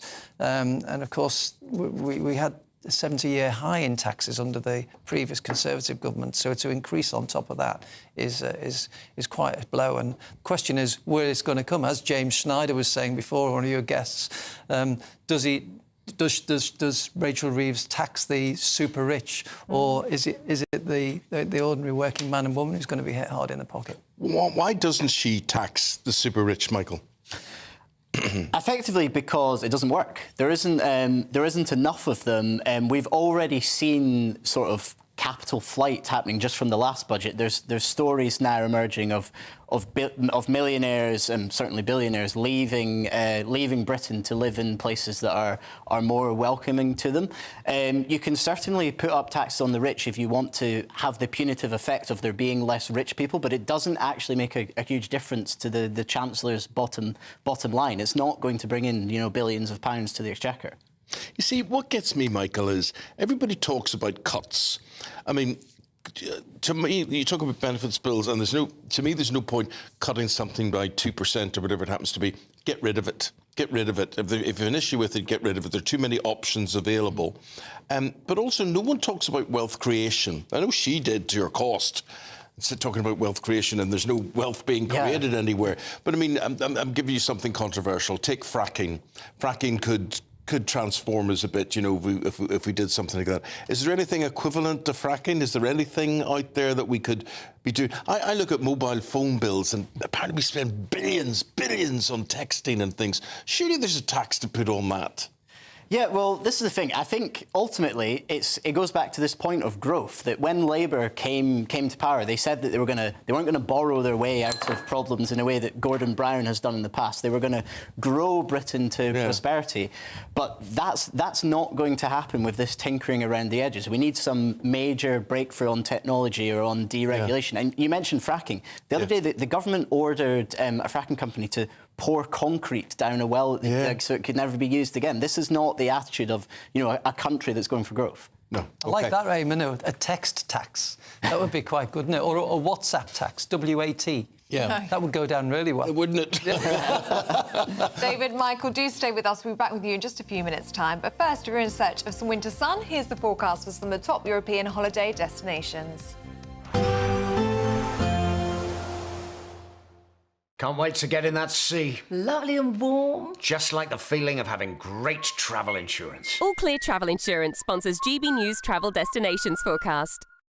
The very unsettled weather across the eastern parts of the Mediterranean will continue for a little while yet, particularly across parts of Greece, Turkey and to Italy as well. There will be some further heavy, thundery rain to come with some more issues as a result.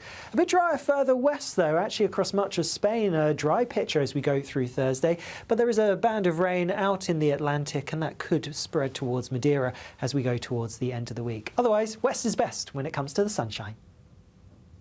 All Clear Travel Insurance sponsors GB News Travel Destinations Forecast.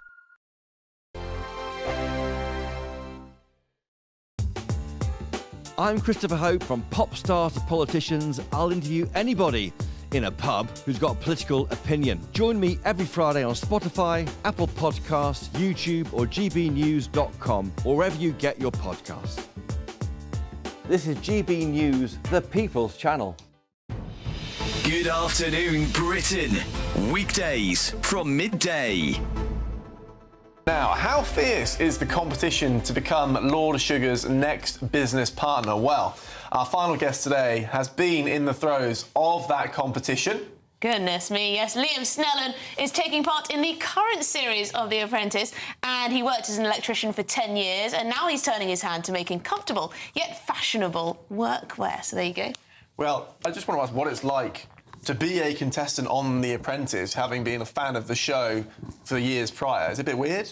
Yeah, do you know what? I wouldn't say it's weird. I feel like you can manifest anything in life, you know, and over 10 years ago I said that I wanted to be on the show with no real business at the time and not knowing how I was going to do it. But as I said, I manifested it and I'm here and on the show. You manifested it? How did you manifest it then? Go on. Well, you just need to vision that something has already happened, you know, you just haven't attained it yet, so you just need to attain the frequency to achieve that thing, and that's obviously what I've done, and it's my time. Liam, are you still on the show? I am still on the show. How far did you make it? So, well, you have to wait and see. You have to wait and see. Obviously, could be the winner. Yeah, could be.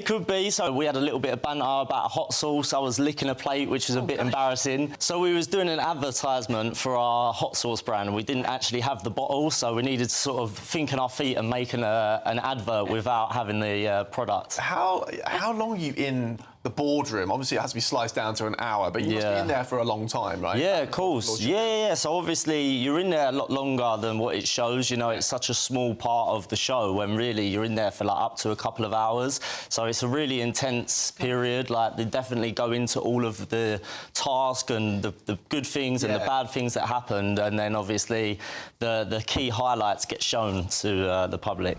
The People's Channel. We're proud to be GB News, the People's Channel, and as you know, we always love to hear your views. Now, there's a new way of getting in touch with us at gbnews.com/your-say. By commenting, you can be part of a live conversation and join our GB News community. You can even talk to me, Bev Turner, or any of the members of the GB News family. In the GB Newsroom, we bring you the news as it happens. With our team of dedicated journalists across the UK, we're ready to keep you up to date with what's happening every half an hour, every single day. Bulletins here on GB News, the People's Channel, Britain's news channel.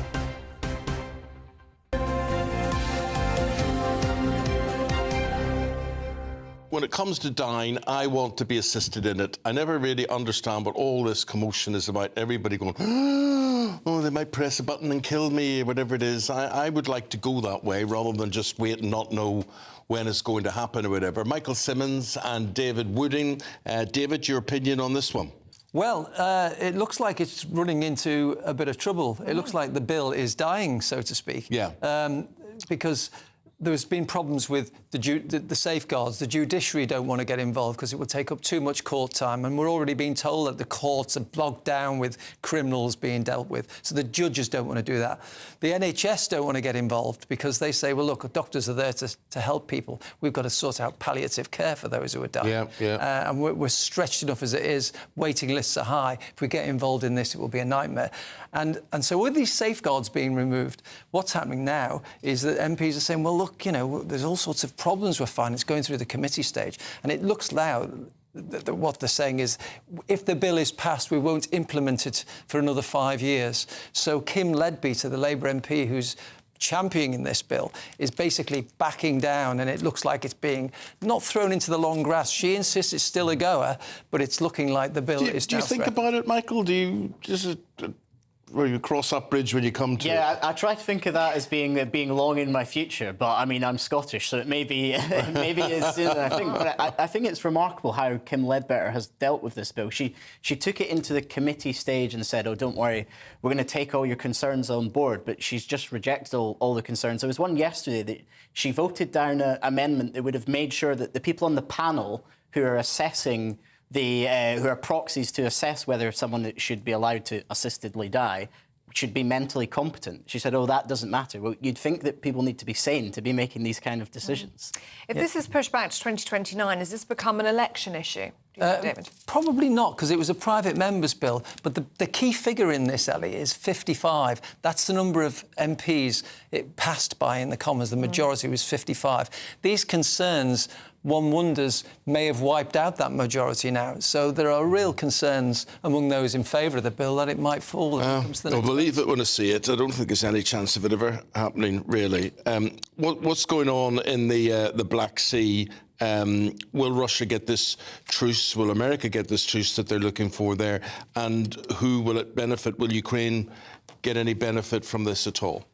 Well, at last, Putin seems to want to have some kind of truce. But, hey, lo and behold, it's one that will work in his benefit. Because the Black Sea has been dominated by Ukraine since this war. So the only thing he's willing to give any ground on is something that will benefit Russia and not Ukraine. And he's also saying this will only be the case if you ease the sanctions on Russia. So, yet again, everything is heavily weighted in favour of the aggressor in these peace talks. So it's crazy, if you ask me. Michael? Yeah, I think David's absolutely right. And it's the Ukrainian position seems to be that they're agreeing to these things because they don't have the choice. And the hope is that they think that Trump will eventually strong-arm Putin and get him into a position that's, more favourable to Ukraine. But it doesn't seem to be going like that at the moment. No. What way is it looking for Prince Harry? I mean, he wants to set up his own charities, and he does all that and whatever as well. But then this is his mother's charity in Africa, sent to Bali, which he has stepped away from because it's been so mismanaged. Yeah, so it's a bit of a murky story, this one. The Times have seen this resignation letter that Prince Harry and Prince Lesotho, who set up this charity in honour of their mothers, have resigned along with the entire board of trustees, seemingly to do with some disagreement with the chairman that the Times don't go into a great level of detail with. But it shows sort of the contrast of how Prince Harry's life seems to be going compared to his wife, who the Telegraph have quotes that she's expecting and planning to become a billionaire with all her new business ventures. Well, good luck there. Well, she's selling clothes for enough, isn't she? £1,000 for a Windsor dress we saw earlier. £700 for a handbag.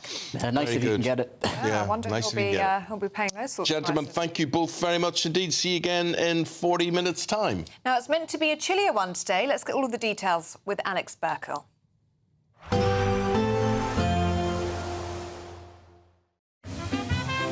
Heavy showers first thing will be followed by a warm, cosy day. Boxed boilers, sponsors of weather on GB News. Morning, here's your latest GB News weather update coming to you from the Met Office. It is a bit of a chilly start out there at the moment and there's even a bit of fog around, but once this all lifts and clears away, we actually have a decent amount of fine weather on offer today. There will be some cloud around, but also plenty of sunshine, plenty of blue skies.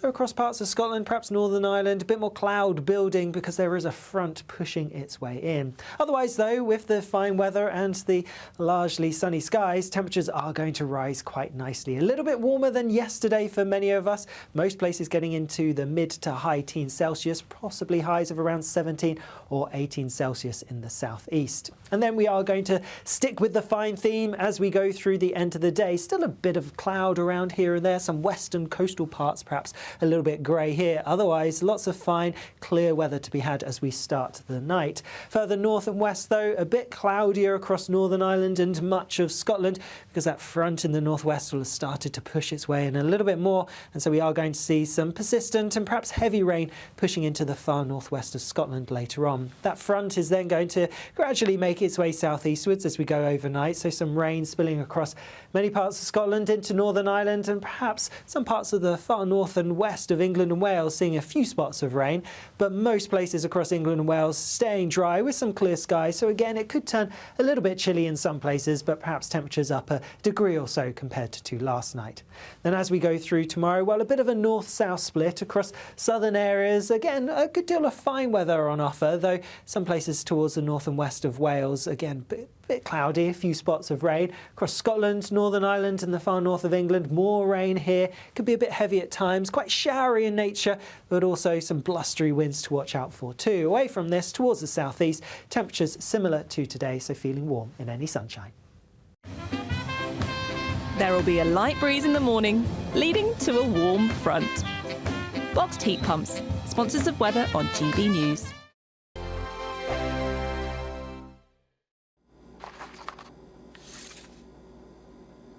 Crash Law 24 sponsors GB News Traffic and Travel Report. The latest GB News Travel. Good morning, I'm Russell Holding. In the Highlands, the A938 is closed off the A95 at Dulnane Bridge after an accident. In Northamptonshire on the A14, there's a lane closed eastbound where a lorry's broken down from the M1-M6 Catthorpe interchange and junction 1 at Welford, causing queues down the bottom of the M6. On the M4 in Newport, the inside lane's closed eastbound where a car's broken down between junctions 28 and 27 from Tredegar Park to High Cross, causing queues. In Surrey, the A3 is closed each way through the Hindhead Tunnel where overnight roadworks have overrun. And in East Sussex, the A27 is partly blocked westbound by an accident at the Drusillaz roundabout with queues from Polegate. That's the latest. You can stay up to date throughout the day by visiting our website gbnews.com. Crash Law 24 sponsors GB News Traffic and Travel Report. You could have £17,777 in tax-free cash to play with this spring. Cash to spend on anything you like. And if that wasn't enough, we're also going to give you not one, but two sought-after designer watches and the latest Mulberry handbag. How would winning that sound? For another chance to win the lot, text cash to 63232. One entry costs £2 plus one standard network rate message. Or text bonus to 63232. 5 entries cost £5 plus one standard network rate message. Go to gbnews.com/win. Entries start from just £2. Call 0903 681 3232. Calls cost £2 plus your network access charge. Or post your name and number to GB12 PO Box 8690 Derby DE1 9TT. UK only. Entrants must be 18 or over. Lines close at 6 p.m. on the 4th of April. Please check the closing time if listening or watching on demand. Good luck. If you want your news to be straight talking... This is a nightmare for the Conservatives again. Down to earth. It's not just Nottingham where this is happening, is it? And most importantly, honest. Hard-working, middle-class taxpayers, they'll get their book thrown at them. Then catch me, Martin Daubney, Monday to Friday, 3 till 6 p.m. on GB News, Britain's news channel. Headliners on GB News 11 p.m. every night. It's got 3 top comedians going through the next day's newspapers so you don't have to read them, which is great. That's a good point. He's lying. Maybe he's not lying. That's Headliners every night from 11 p.m. and 5 a.m. as well on GB News, Britain's news channel. the GB Newsroom, we bring you the news as it happens. With our team of dedicated journalists across the UK, We're ready to keep you up to date with what's happening every half an hour, every single day. Bulletins here on GB News, the People's Channel, Britain's news channel.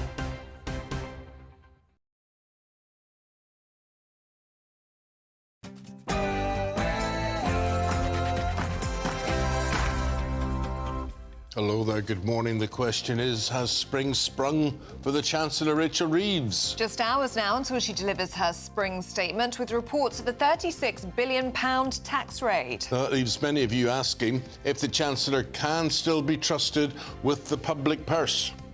Economic stability is non-negotiable. I will never play fast and loose with the public finances like the previous Conservative government did. I have returned stability to the UK economy. But in a world of increasing tensions, there will be a £2 billion boost to defence. Stepping up our defence capability to keep our country safe and secure, because a strong economy depends on strong defence. The world has changed. In October, we had tax rises and spending. Today, we are expecting cuts to departmental budgets. We'll get the details at 12:30.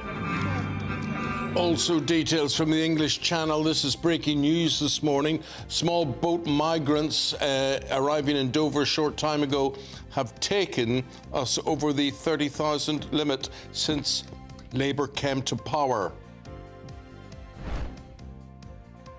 Well, this is a severe blow, of course, to Sir Keir Starmer's smash the gangs policy. That latest arrival, the Border Force vessel Ranger, arriving within the hour with 66 migrants on board, taking us over that grim milestone of 30,000. Prince Harry leaves his AIDS prevention charity 20 years after he set it up in his late mother's honour. Prince Harry describes his decision as heartbreaking, leaving one of the only patronages he retained after being stripped of his royal ones by Queen Elizabeth II. Why? More details shortly. And meet the woman who's fostered over 100 children. She's a true community hero, and she's even been honoured with her own statue. You can meet her after 9 o'clock this morning. It's a bit chilly out there at the moment and there's even some fog around, but for most of us it's going to be a largely fine day. I'll have the details coming up. 2 minutes past the hour of 8 o'clock on this Wednesday morning. Thank you for your company. I'm Eamonn Holmes. I'm Ellie Costello and this is GB News Breakfast.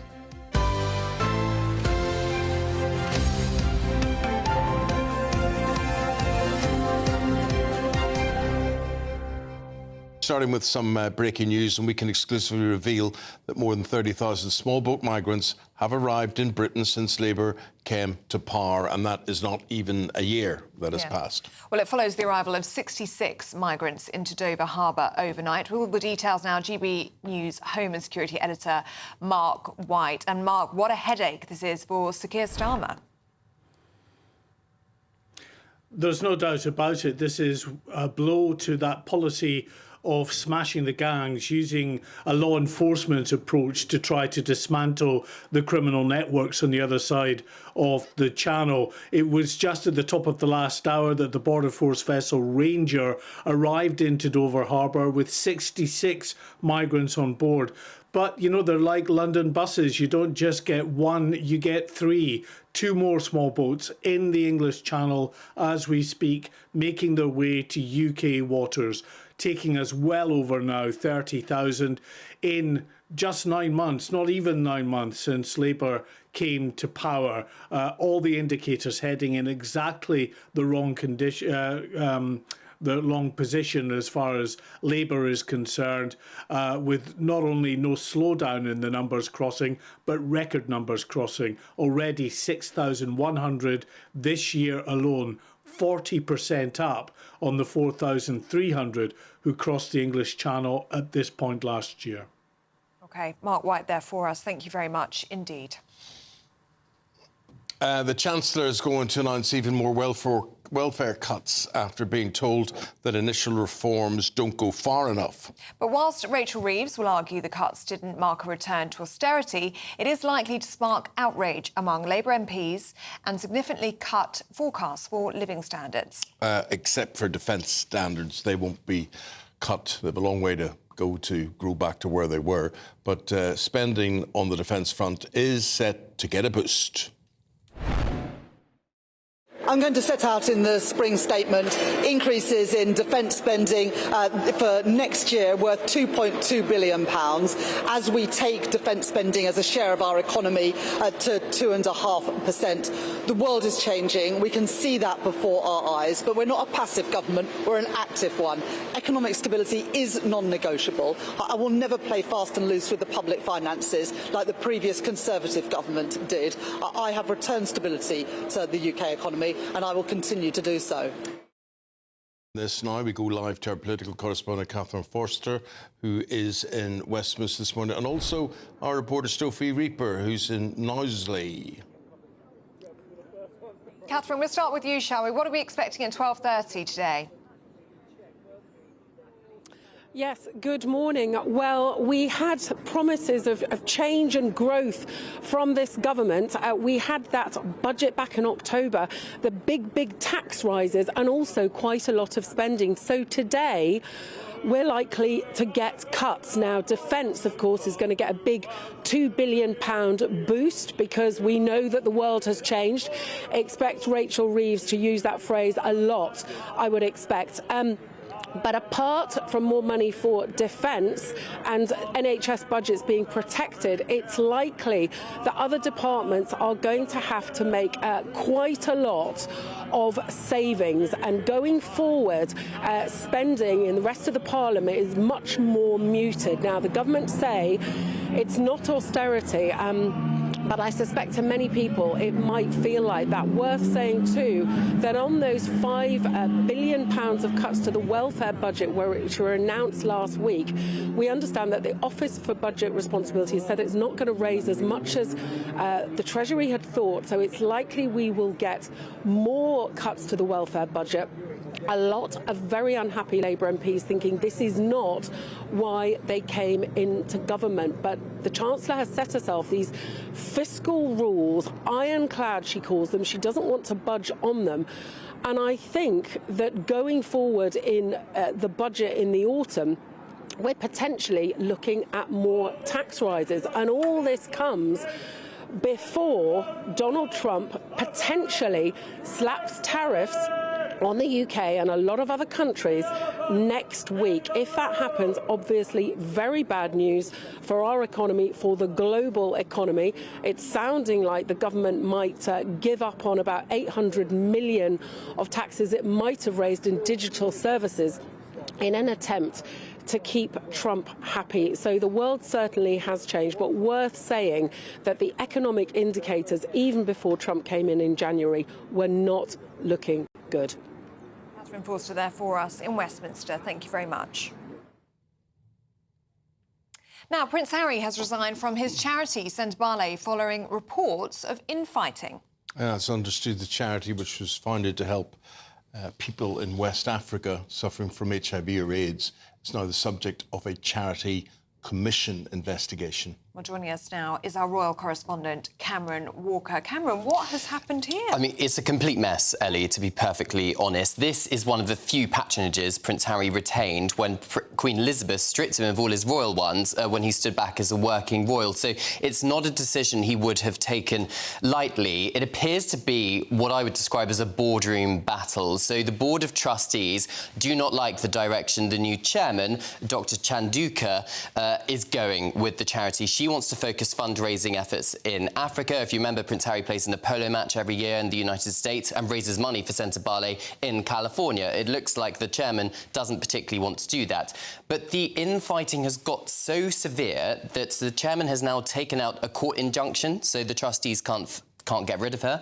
And she's also now reported the Board of Trustees to the Charity Commission. So all of them have resigned in process, one of which is Prince Harry's very close friends, Mark Dyer, by the way. But now we've got the situation where Prince Harry himself and Prince Ciso have resigned as patrons and have released a very strongly worded statement overnight. And they say nearly 20 years ago we founded Sentebale in honour of our mothers. Sentebale means forget-me-not in Sesotho, the local language, and it's what we always promised the young people we served through the charity. Today is no different, and with heavy hearts we have resigned from our roles as patrons of the organisation until further notice, in support and in solidarity with the Board of Trustees. It is devastating that the relationship between the charity's trustees and the chair has broken down beyond repair, creating an untenable situation. But Dr. Chanduka, the chairman, has also released a statement absolutely attacking Prince Harry in particular, very strong words. And she says, everything I do at Sentebale is in pursuit of the integrity of the organisation, its mission and the young people we serve. My actions are guided by the principles of fairness and equal treatment. But then she goes on to say, accuse Prince Harry of playing the victim card and using the very press that they, i.e. Prince Harry, disdain to harm people who have the courage to challenge their conduct. So where are we up to now? Well, the Charity Commission has received a report from the chairman. They will obviously look into it. We don't know what findings they are going to make. But I think it's an incredibly serious situation where you have two royal patrons resign and siding with the board over the direction that the chair has decided to take. So it's a really awkward situation, and Prince Harry obviously... Let's face it, I mean, this would not have been an easy decision for him. It's not as if it's just any sort of charity he's got no connection with. No, absolutely not. He founded it in 2006 off the back of his gap year there in 2004, where he spent time with a number of young people suffering with HIV and AIDS, of course, continuing the legacy of his late mother, Princess Diana. And as I said, Eamonn, he doesn't have many patronages left because he gave all of them up when he stood back as a working royal. So it clearly shows how seriously Prince Harry is taking this situation. Yeah, and how everybody's taking it so seriously. I would have thought the Board of Trustees would have always had the trump card in something like this, but this lady obviously thinks otherwise. Well, they asked her to resign and she refused. So then it looks like they were going to try and push her out. But before they could push her out, she took out a High Court injunction preventing them from doing so. So they have resigned in protest. So we don't know the exact cause of the infighting, but the Times seems to be reporting a pretty good guess. Yeah. Very messy, isn't it? Thanks, Cameron. Thank you. Now, 11 minutes past 8, let's get a check on the weather, shall we, with Alex Burkle.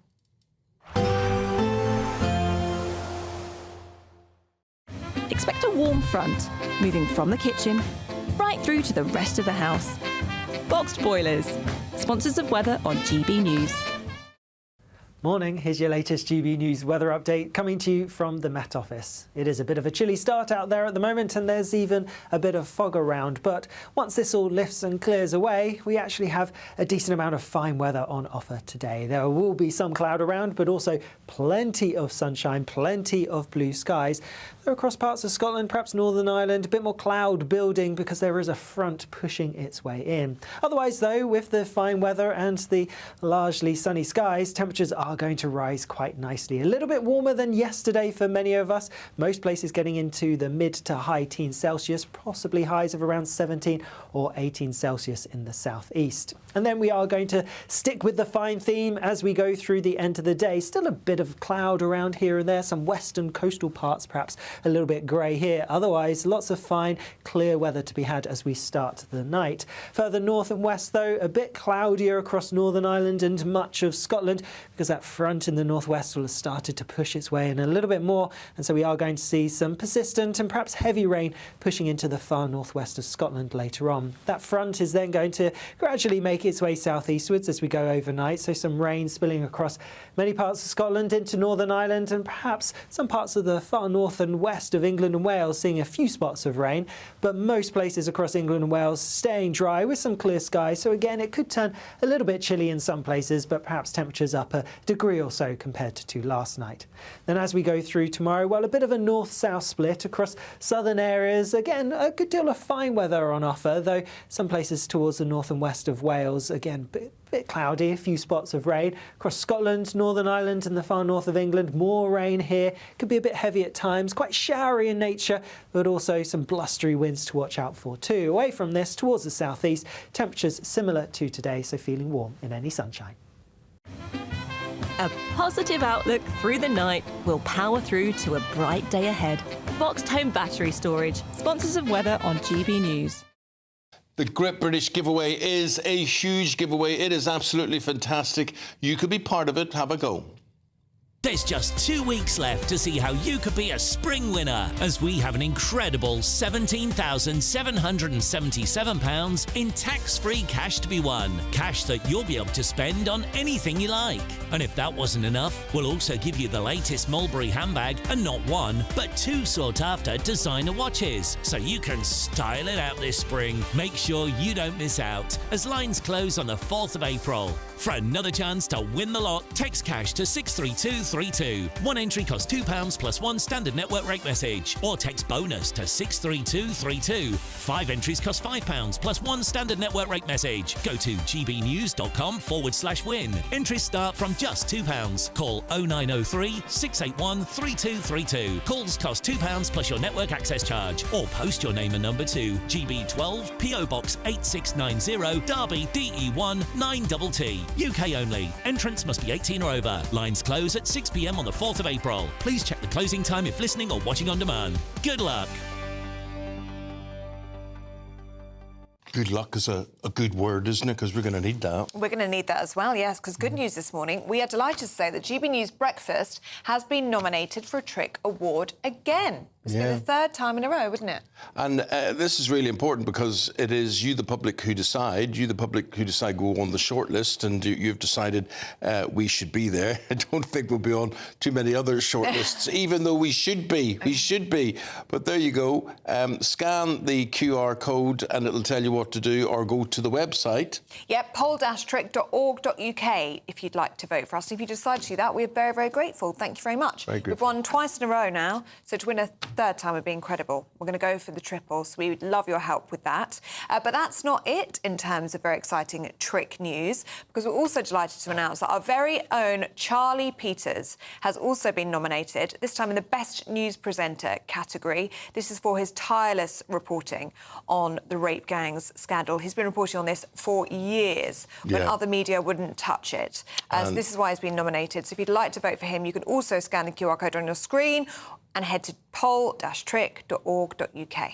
Vote early, vote often, and he's made a difference to so many people's lives and in rectifying so many wrongs as well. So it's not a job that's over. He's scraped the surface of it, and he continues to chip away at all of that and telling you how relevant that is in your day-to-day lives and for people you know around you, and for these brutes that do this and carry this out. Right, the time is 17 minutes past 8. Good morning to you on this Wednesday morning. Hope things are going well. What are we doing next? Well, do stay with us. Still to come, we're going to be asking, should we start means testing the triple lock? We're debating that next.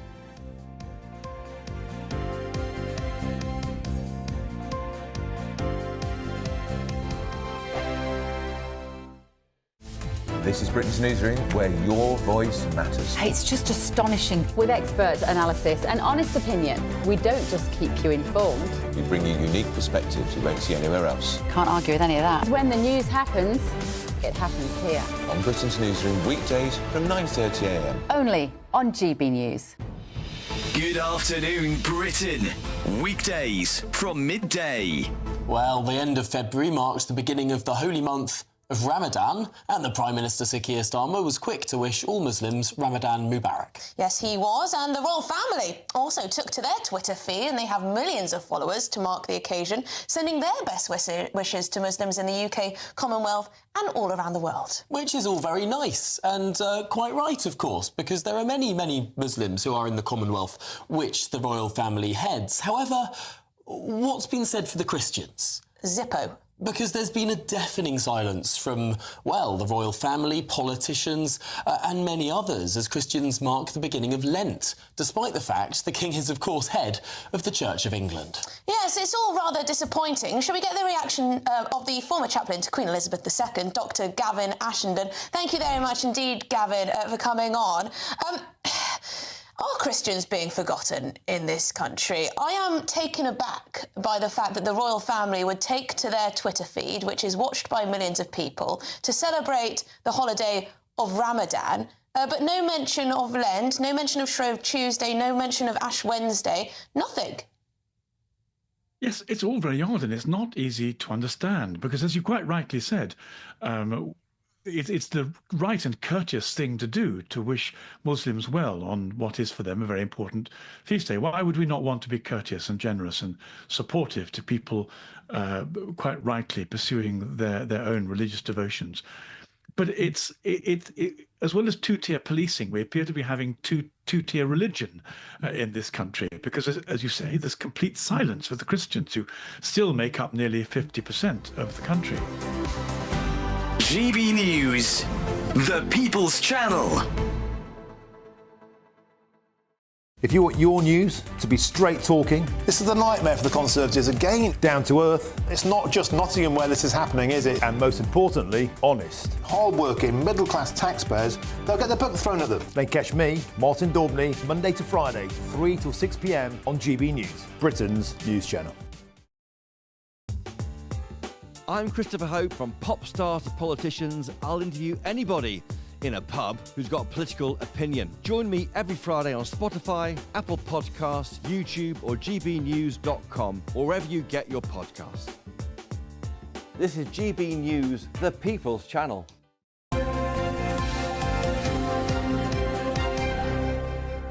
A little reflection on Lent now. Yes, as Christians across the world observe Lent, we're going to bring you daily reflections from ministers around the United Kingdom. Here's today's message. The GB News Daily Reflection. Hi everybody, my name is Nimsapunge and I'm the pastor of Freedom's Ark here in Tottenham, North London. And during this Lent period, I want us to reflect on Luke chapter 11, verse 21 and 22.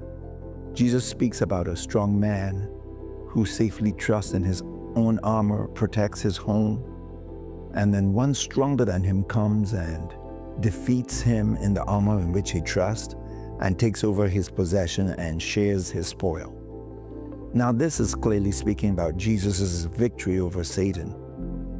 And it also speaks to us about our own trust in our intellect, our wisdom, our status in society, and learning that all those things will fail when faced with the true reality of Jesus Christ and what he brings into our life.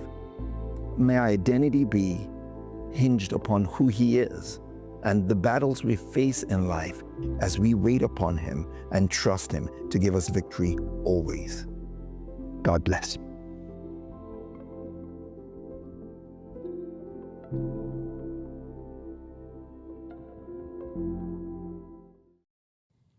Now, at 8:22, the Bank of England is warning an ageing population is to blame for slow economic growth. There are even calls to start means testing the triple lock. And we're just going to explain, you hear this in the news all the time, triple lock, and you're thinking, what is the triple lock? Let me just explain it to you. Under the triple lock, your pension, your state pension, will increase each April, in line with whichever of these three measures is the highest, right? So inflation in the September of the previous year, using a measure called the Consumer Price Index. The average increase in total wages across the UK from May to June of the previous year, or 2.5%, whichever is higher. And the triple lock was introduced by the Conservative Liberal Democrat coalition in 2010. So basically, it was designed to ensure that the state pension wasn't overtaken by an increase in the cost of living or whatever income you were earning. I hope that makes sense. So we're asking this morning, is it time that the Chancellor had another look at how the payments are calculated? Well, we're joined now by former Conservative MP Neil Hamilton and Director of Public Affairs at the Adam Smith Institute, Max Marlowe. Good morning to you, gentlemen. Let's start with you, Neil. Is it time that we means test the triple lock? Well, I don't know what you mean by means testing in this context. I mean, if you're reliant on the state pension, then you've got a very low income indeed. If you reached pensionable age before 2016, then you get £170 a week. If you reach pensionable age after that, it's £221 a week. these are not king's ransoms, of course. And actually only half the people who are on the new pension scheme get the full rate. 75% of those on the old scheme get it. So there are large numbers of people who actually don't qualify for these amounts of money. And are we really saying that pensioners should actually get poorer and poorer relative to the rest of the country as they get older? I mean, I don't think that this is a sensible policy, and I don't think it's a moral policy either. So I think the triple lock is here to stay.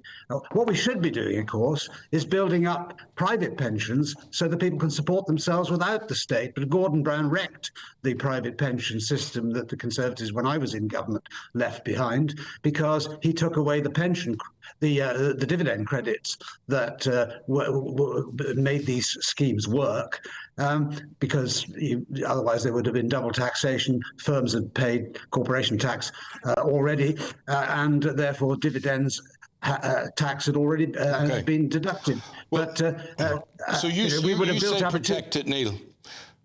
Yeah. Yeah, okay. Well, Max, you've been listening patiently to that, and you're the Director of Public Affairs at the Adam Smith Institute. But you believe scrap it. Yes, we've been advocating for this for years. So the reason we say that is actually it's a fundamental fairness point, really.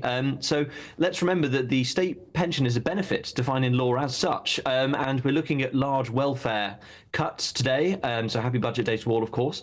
But the point is that we need to be looking at who is paying the state pension, and as Neil knows, it is a ginormous Ponzi scheme, and we need to limit the amount of Ponzi in that scheme. That's the thing. So we'd bring it down to a double lock. Essentially, either goes up with CPI inflation or wage growth, right? So I think that's much fairer, to be honest, for working people, because it's working people who have to pay for this. Or we can keep borrowing at the exorbitant rate we do currently. Let's remember the size of interest we pay is the third largest expenditure item on our sheet. It's about 111 billion pounds a year. So that means we can keep borrowing to pay for pensions. So that means that my grandchildren will be paying for them. So I think it is absolutely ludicrous. We have this very mad system that was just put in essentially, Eamonn, as a electoral bung to keep the Tories popular. Neil? Well, it's rather an academic approach, because pensions increasing this year by average wage increases. So the 2.5% is not relevant, nor was it last year, and nor is it likely to be, because inflation is likely to be higher than that for years to come, because of the disastrous policies on borrowing that the last government had, as well as this one. So I don't really think that this is a pointed issue. I mean, the real point is, as the very first thing that's just been said, that the state pension scheme is actually a Ponzi scheme.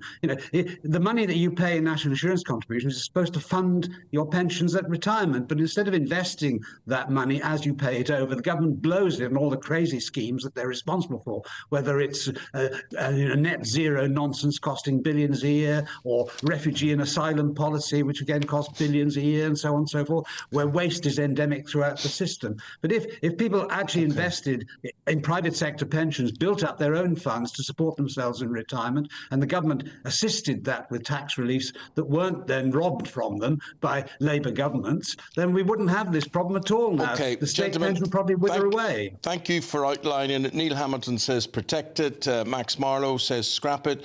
Your view, have your say. Get in touch with us today. Gentlemen, sorry we hadn't got more time. Got to leave it there. Thank you both very much indeed. If you're heading out and about today and you want to know what's happening on the roads, here's a travel update.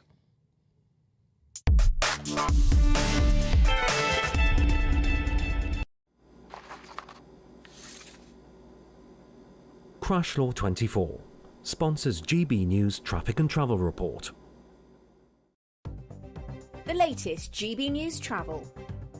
Good morning, I'm Russell Holding. On the M1 in West Yorkshire, there's a lane closed where someone's broken down on the southbound exit at junction 40 at Wakefield. Trains have been stopped eastbound from Manchester Piccadilly to Staley Bridge because of a faulty train.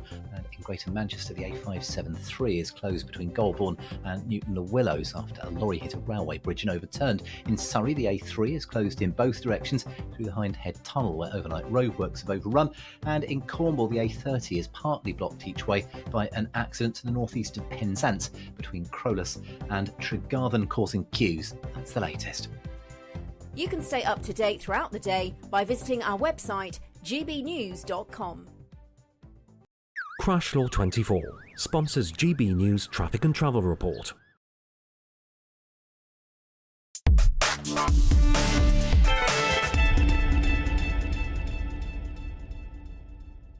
Do stay with us. Still to come, the Minister for the Armed Forces, Luke Pollard, will be with us to talk about that £2 billion boost to defence spending ahead of the spring statement at 12:30 today.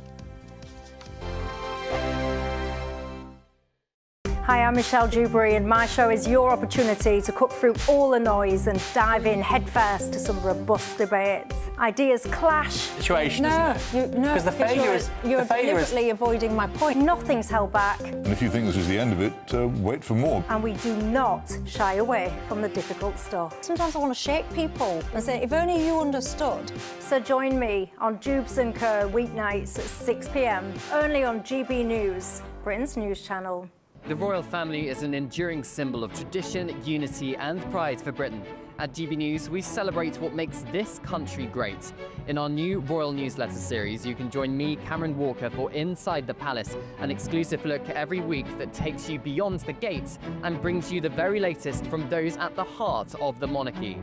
Never miss a royal moment again. Sign up now. Go to gbnews.com/royal newsletter and get the latest straight to your inbox. Good Afternoon Britain isn't just about us. The wonderful thing about this programme is it's about everyone watching. It's an interactive programme. Well, there absolutely is something to see here, and we're going to be talking about it more. Whether it's breaking royal news, please bring us up to date, or indeed a particularly punchy speech in the House of Commons. Very, very curious. We bring it to you live, and then we bring you live reaction as well. That's Good Afternoon Britain, weekdays from midday. Only on GB News, the People's Channel, Britain's news channel. Join me, Camilla Tominey, for a frank and honest discussion with those in power that cuts through the spin and gets to the heart of the issues shaping our nation. You haven't confirmed that you want to stand as leader, but you haven't ruled it out either. This report basically says that he's not fit to stand trial. Is he indecisive? Incompetent? I deliver the dose of reality Westminster needs. That's the Camilla Tominey Show at 9:30 every Sunday on GB News, the People's Channel, Britain's news channel. We're proud to be GB News, the People's Channel, and as you know, we always love to hear your views. Now, there's a new way of getting in touch with us at gbnews.com/your say. By commenting, you can be part of a live conversation and join our GB News community. You can even talk to me, Bev Turner, or any of the members of the GB News family. In the GB Newsroom, we bring you the news as it happens. With our team of dedicated journalists across the UK, we're ready to keep you up to date with what's happening every half an hour, every single day. Bulletins here on GB News, the People's Channel, Britain's news channel. Headliners on GB News 11 p.m. every night. It's got 3 top comedians going through the next day's newspapers so you don't have to read them, which is great. That's a good point. He's lying. Maybe he's not lying. That's Headliners every night from 11 p.m. and 5 a.m. as well on GB News, Britain's news channel.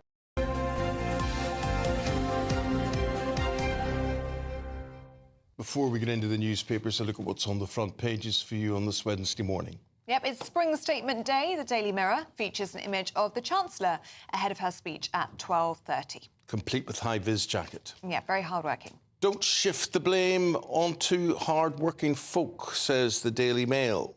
The Sun says something is definitely shady after a probe into Oasis ticket pricing.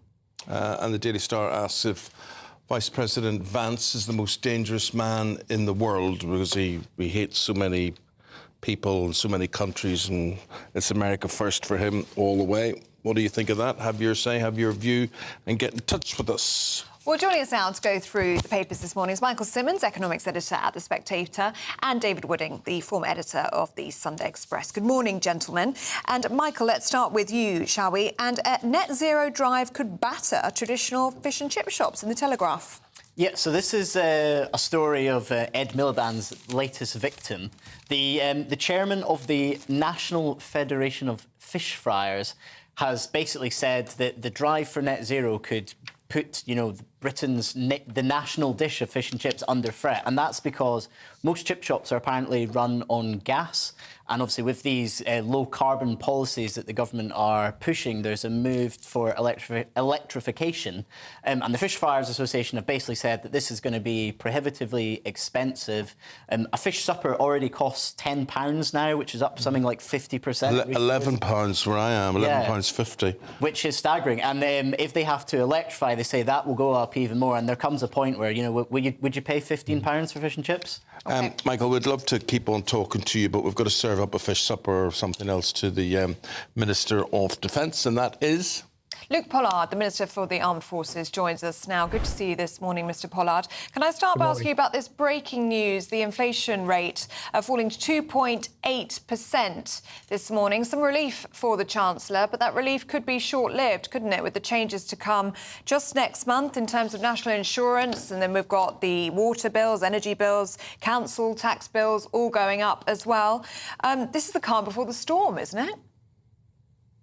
Well, the fall in inflation is welcome, but we know we've still got a lot of work to do to get our public finances and the economy back on track after the consequences of Liz Truss and the Conservatives' time in power. But we know that next month, 3 million people will be getting a pay rise with the increase in the national minimum wage. We know that interest rates have fallen 3 times since we've come to office. We know that independent bodies are looking at the United Kingdom, saying we're one of the best places to invest in the world. So there's a lot of opportunity ahead, but we know that there's a lot to deal with. And that's why in the last budget, the Chancellor added extra money, not just to defence, but a £20 billion boost to our National Health Service. And that's seen NHS waiting lists fall now for the 5th month in a row. So we're making progress, but there's clearly more to do.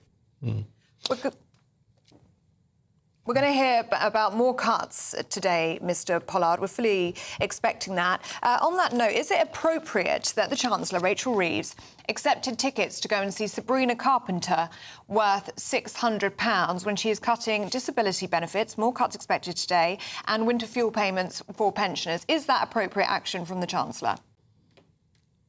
Well, the Chancellor's declared the hospitality and published it in the transparent way. We've changed the rules to make it more transparent as to how ministerial hospitality is covered, and the Chancellor has followed those rules.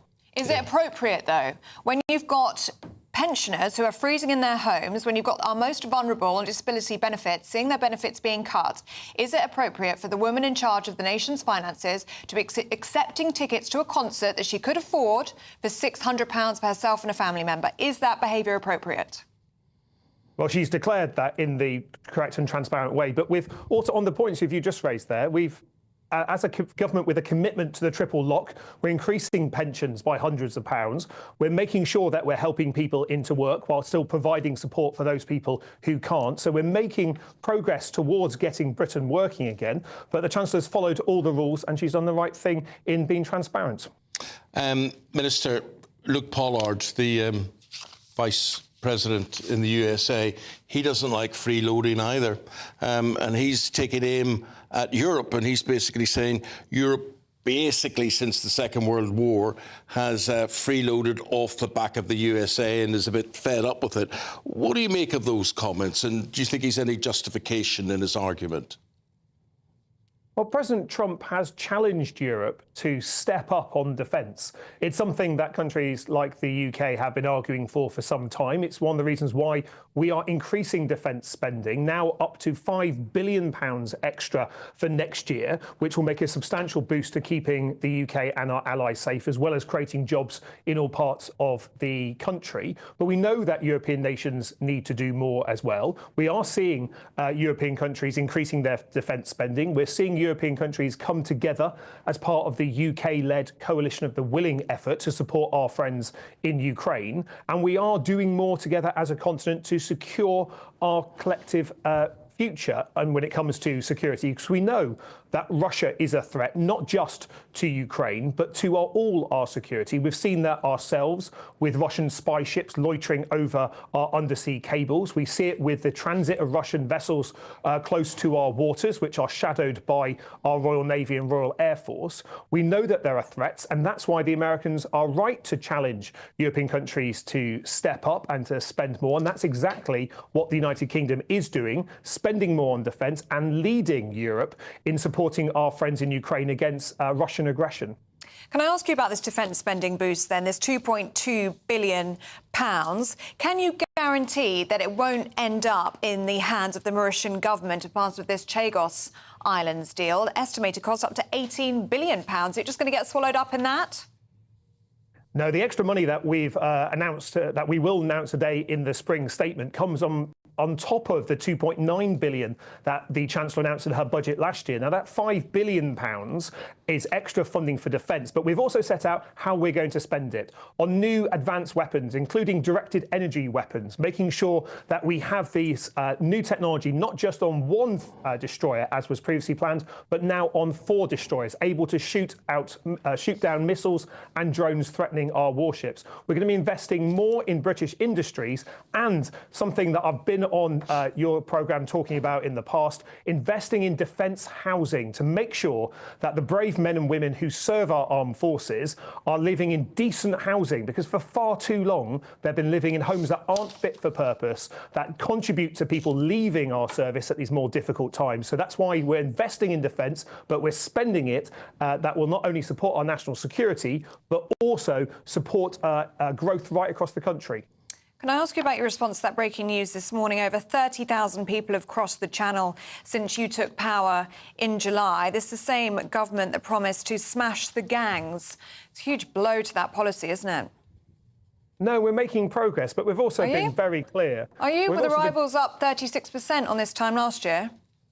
No, we are making progress, but we've also been very clear that when we've inherited a broken immigration system and porous borders from the last government, it will take time. We've created a new secure border command. We've created new arrangements with our colleagues in France and indeed further afield to look at how we stop those migration flows at source. But we know that the route to stopping this is by smashing the gangs. That's why the Home Secretary has been setting out measures to do that. But this is going to take some time, and we've been clear that we can't fix all the problems that we inherited from the Conservatives overnight, but we are making progress in that respect. And that includes deporting more people who have no right to be in the United Kingdom. It's one of the things the Prime Minister was very clear about in the election, that the last government hadn't been deporting people that had exhausted their immigration routes and had no right to be here. It's something that this government has been prioritising, and that's why there's been more flights leaving the UK with people who have no right to be here than under the last administration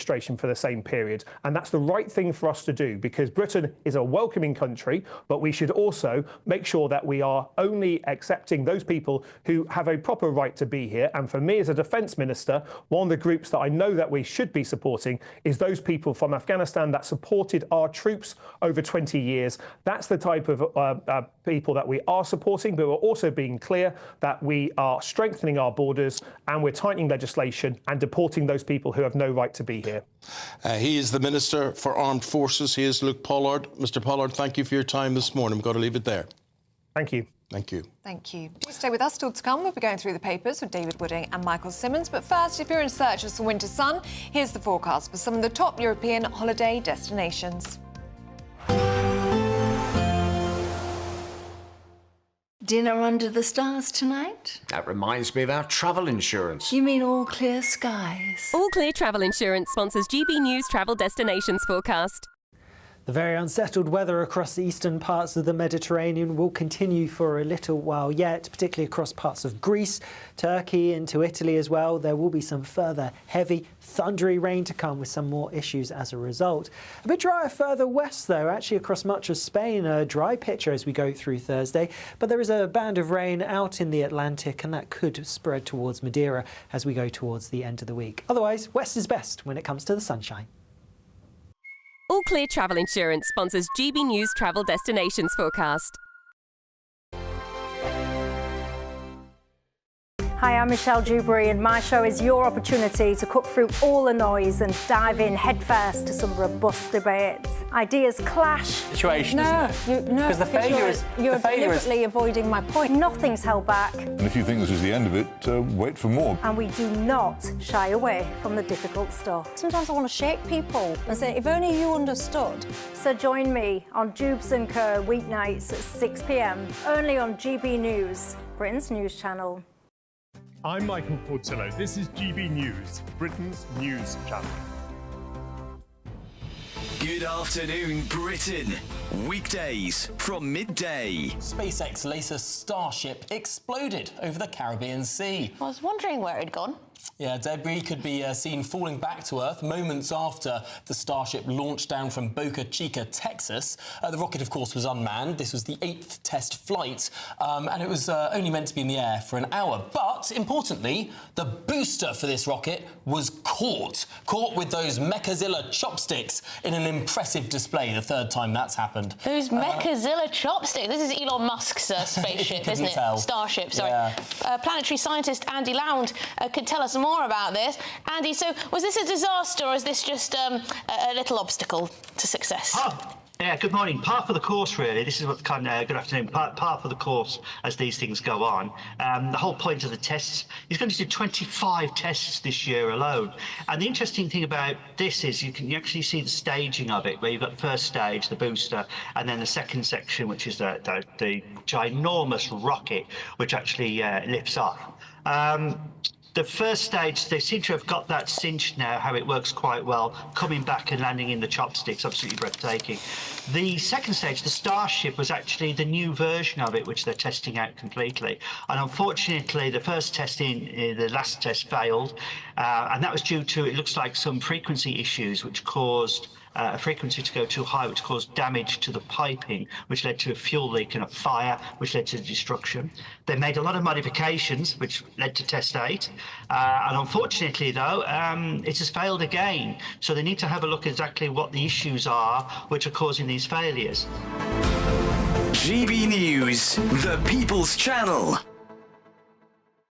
It's Patrick Christie's Tonight, and here we do things differently. It's explaining the absolute madness of this, doesn't it? It's explosive. I mean, this is very good. It's lively. 850. Your government sat there, Sean, and it did nothing. It's controversial. And the Middle East has been in turmoil since before I was born. It's everything you need to kickstart your evening. Everyone's had their Weetabix tonight. I love to see it. That's Patrick Christie's Tonight, weeknights from 9 p.m. Only on GB News, the People's Channel, Britain's news channel.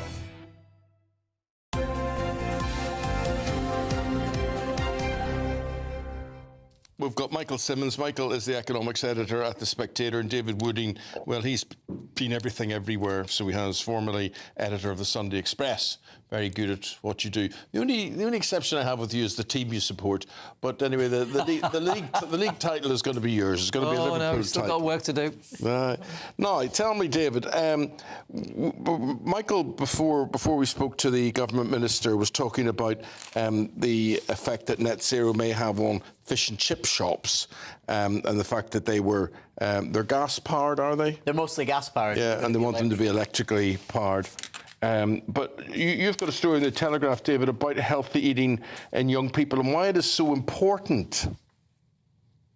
Yes, there was a story in the papers a couple of days ago you may have read about older people and healthy eating, and those who didn't have any illnesses when they got into their 70s were mostly those who ate well, the 10% of people who don't, because by the time you get to 70, you must have some kind of health condition. Yeah. Those who have none all eat a healthy diet. Well, this story in the Telegraph says that young people who eat healthily are less violent, and it cuts those who eat healthily, nuts, greens, green vegetables and fish, are less likely to, 82% of them are less likely to offend. And this is all down to a study by the Youth Endowment Fund, and what they looked at is the treatment of children with ADHD who ate healthily and then became better behaved. And they've extended this to rank and file of young people and found that it has a big effect. And that iron found in shellfish, red meat, liver, beans, broccoli, green and leafy vegetables improves cognition, memory and mood, while zinc, which is present in shellfish, legumes, meats and nuts, helps develop and grow the brain and other organs and improves the immune system. You see, David, I don't think government does enough on these sort of things to clamp down and say, look, I don't want to hear again soft drinks are bad for you. If they're bad for me, ban them. You know, they're saying that it affects your brain, it affects your liver, it affects your arteries, everything. And yet they're sold as fun, happy pastimes to have a soft drink. Yes, and the sugar tax was brought in, but it doesn't seem to have any effect on that. No. I don't know whether you should be banning things that are bad for you. I mean, if they're killing you, you know, it's... So we've had the text tax from you today, and now we've got banned Coca-Cola. Yeah. But no, I take your cigarettes, point. so why wouldn't you? I take your point, but isn't it all about educating people to have them in moderation? The key to all of this is there's nothing wrong with having bacon, for instance, but if you have bacon every day, it's bad for you. Once a while for a treat. And the same, I think, of a soft drink, providing you're not drinking gallons of it. But you're right, Eamonn. Young people, some people you see them, I've seen them in the office drinking 4 or 5 cans of fizzy drinks. It must be, school, I think, has got a big role to play this. I saw on Instagram. And parents. Yeah, of course, but then the parents need educated as well. I saw a film on Instagram this week, and since I've seen, once you click it once, obviously you get 10 more following you or whatever. And it was to do with fizzy drinks, and it was to do with pork and farmed salmon, right? But that will affect Scotland in a big way. And what you do is you take your fizzy drink and you pour it over you take your salmon out of the supermarket, out of the packet, and then you pour Coca-Cola or whatever it is over the top of it. And guess what happens? These worms, these parasites that are in the salmon come to the surface, and they literally come out as worms. And they did different packets, and I mean, so many suppliers and things, and you think this may be a one-off, but apparently pork is a filthy food. Apparently I love pork. And salmon. You've put me off my breakfast there. Yeah, honestly, go and look it up, and you'll see it, and you'll go, my word, what's that about? You do wonder, though, if we have to be slightly sceptical of the science here, just because every time there's a health story, a day later we hear the opposite. Red wine's good for you, red wine's bad for you. I wonder if it'll be the same with this. The truth is, none of us know. Everything has a counter. David is the man, I suppose, with the best gospel, which is everything in moderation. Yes, so true. Michael, tell us about this poor Paddington Bear statue that was ripped apart. Yeah. We now know who Kicked apart. Yeah, apart, yeah. This is quite a fetching statue of Paddington Bear that sits on a bench in Newbury, and 2 RAF engineers who were presumably off duty on a night out essentially ripped the face, the front half of Paddington away. Unfortunately for them, they did it right in front of a high-definition CCTV camera. It's very clear footage. So they've been ordered to pay a £3,000 fine each, and they've got to do 150 hours of community service. But what's made the papers is the comments of the judge, which, if I could just read out, the judge has said that Paddington Bear is a beloved culture icon for children and adults alike. He represents kindness, tolerance, and promotes integration and acceptance. His famous label attached to his duffel coat says, "Please look after this bear. Your actions were the antithesis of everything Paddington stands for." And I think it just shows, the status that after the films, Paddington has in Britain again. It wasn't long ago that I think the Home Office gave this fictional bear a passport, and we've seen the judge get quite upset about his statue being mistreated. Michael, the thing that amazed me most of all was that the statue had gone so long without being attacked. One would have thought in a city centre, in a town centre, after hours, people coming out of the pub and whatever it is, people are just going to make a beeline for it. Yeah, well, I think these two were probably stupid enough to not notice the CCTV. I imagine that other people, as you say, on the way home from night out have probably thought about it and then maybe clocked the camera. Have they been healthy eating? That's the question. They may not have done that. They want to eat marmalade sandwiches like Paddington. It was the kebab that drove them to do it. David, you're very food-focused today, Yes. haven't you? You've got a story here about lab recipes in the Times. Yes. So I don't know whether you like foie gras, but I don't. It was banned in the UK in 2007, but you can still have it imported. And in fact, the last Conservative government, if I'm not mistaken, said they would ban imports of foie gras because it's cruel. It involves force-feeding geese and ducks by sticking a funnel down their mouth to fatten the liver. Well, a scientist from Denmark has come up with a way of producing foie gras without cruelty to the ducks and the geese.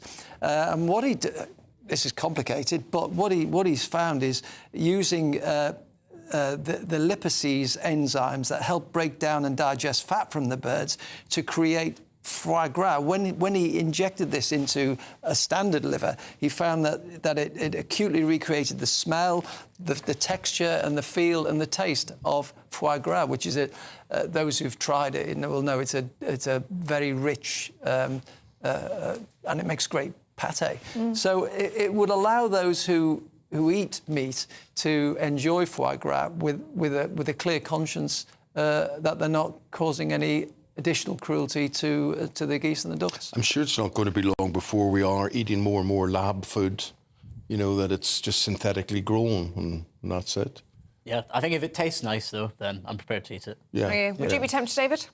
Well, I did have foie gras once or twice, and I stopped eating it when I read what it was about. Yeah. I read a book called The Kind Food Guide, which tells you what is good and what's bad. That's exactly the same as me. When you think of how it is generated, how it's made, that's what puts you off. Didn't put me off, you two. Thank you very much indeed. Very good having you today. Hope we can see you again soon. Thanks, Thank gentlemen. Let's get a check on the weather now with Alex Burkle. Even though we'll see a cloudy start, it'll be a bright outlook for the rest of the day. Boxed Solar, sponsors of weather on GB News. Morning, here's your latest GB News weather update coming to you from the Met Office. It is a bit of a chilly start out there at the moment, and there's even a bit of fog around, but once this all lifts and clears away, we actually have a decent amount of fine weather on offer today. There will be some cloud around, but also plenty of sunshine, plenty of blue skies. Though across parts of Scotland, perhaps Northern Ireland, a bit more cloud building because there is a front pushing its way in. Otherwise, though, with the fine weather and the largely sunny skies, temperatures are going to rise quite nicely. A little bit warmer than yesterday for many of us. Most places getting into the mid to high teens Celsius, possibly highs of around 17 or 18 Celsius in the southeast. And then we are going to stick with the fine theme as we go through the end of the day. Still a bit of cloud around here and there, some western coastal parts perhaps a little bit grey here. Otherwise, lots of fine, clear weather to be had as we start the night. Further north and west, though, a bit cloudier across Northern Ireland and much of Scotland because that front in the northwest will have started to push its way in a little bit more. And so we are going to see some persistent and perhaps heavy rain pushing into the far northwest of Scotland later on. That front is then going to gradually make its way southeastwards as we go overnight. So some rain spilling across many parts of Scotland into Northern Ireland and perhaps some parts of the far north and west of England and Wales seeing a few spots of rain, but most places across England and Wales staying dry with some clear skies. So again, it could turn a little bit chilly in some places, but perhaps temperatures up a degree or so compared to last night. Then as we go through tomorrow, well, a bit of a north-south split across southern areas. Again, a good deal of fine weather on offer, though some places towards the north and west of Wales, again, a bit cloudy, a few spots of rain. Across Scotland, Northern Ireland and the far north of England, more rain here. Could be a bit heavy at times, quite showery in nature, but also some blustery winds to watch out for too. Away from this, towards the southeast, temperatures similar to today, so feeling warm in any sunshine. Expect a warm front, moving from the kitchen right through to the rest of the house. Boxed Boilers, sponsors of weather on GB News.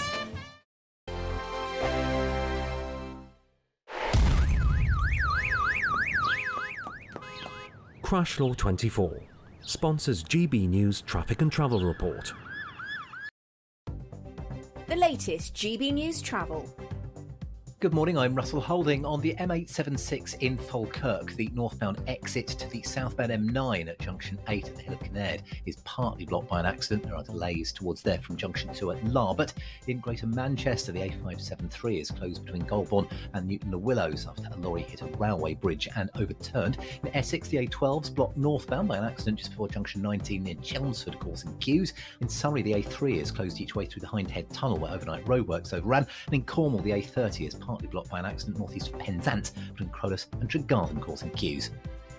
You can stay up to date throughout the day by visiting our website gbnews.com. Crash Law 24 sponsors GB News Traffic and Travel Report.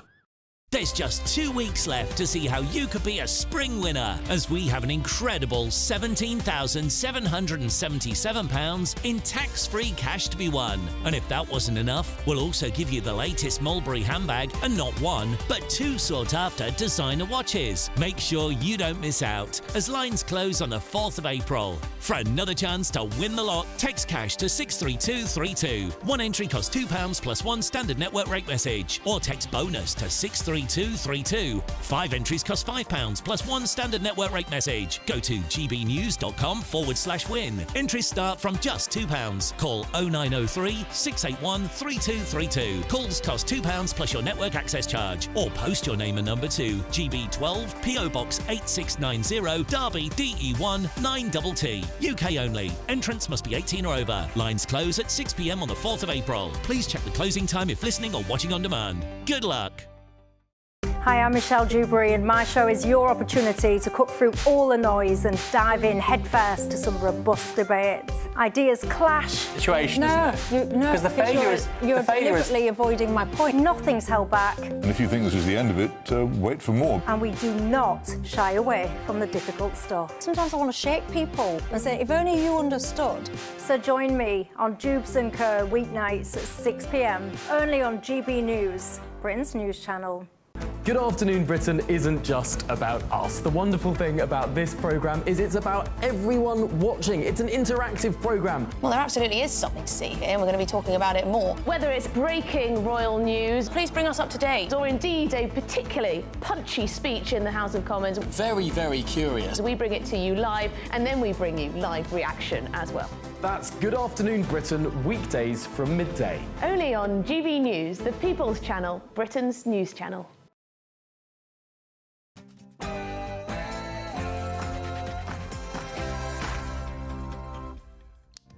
Good morning. The Chancellor will have a spring in her step today with a surprise boost in inflation. And that comes just hours ahead of her spring statement. That will happen at 12:30 today. There will be a boost for defence, but there's also big fears that a tax raid could be amongst measures announced. Leaving many of you asking if the Chancellor can still be trusted with the public purse. Economic stability is non-negotiable. I will never play fast and loose with the public finances like the previous Conservative government did. I have returned stability to the UK economy. And here's some reaction from Defence Minister Luke Pollard.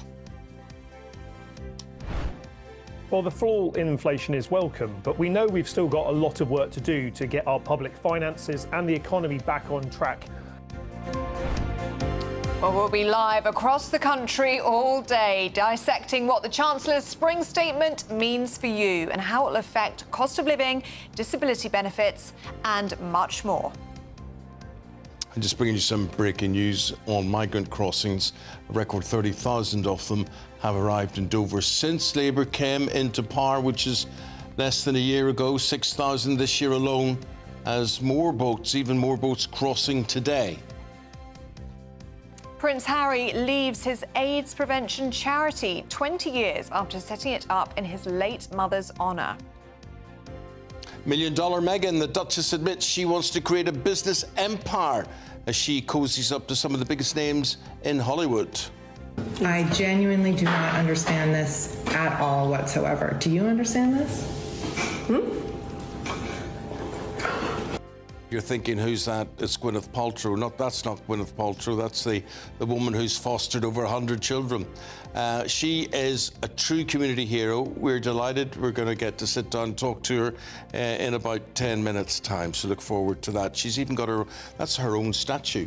That's amazing. It's a bit chilly out there at the moment, and there's even some fog around. But for most of us, it's going to be a largely fine day. I'll have the details coming up. You're very good. A lot of you get in touch and saying, hey, we hear you've been nominated for one of those TRIC Awards again, which is good. We have for Best Breakfast Programme, and this is how you do what you have to do. And Ellie will tell you what you do with a QR code, right? Yes. Very shortly, we will show you how to scan the QR code, or you can head to poll.tric.org.uk. Okay.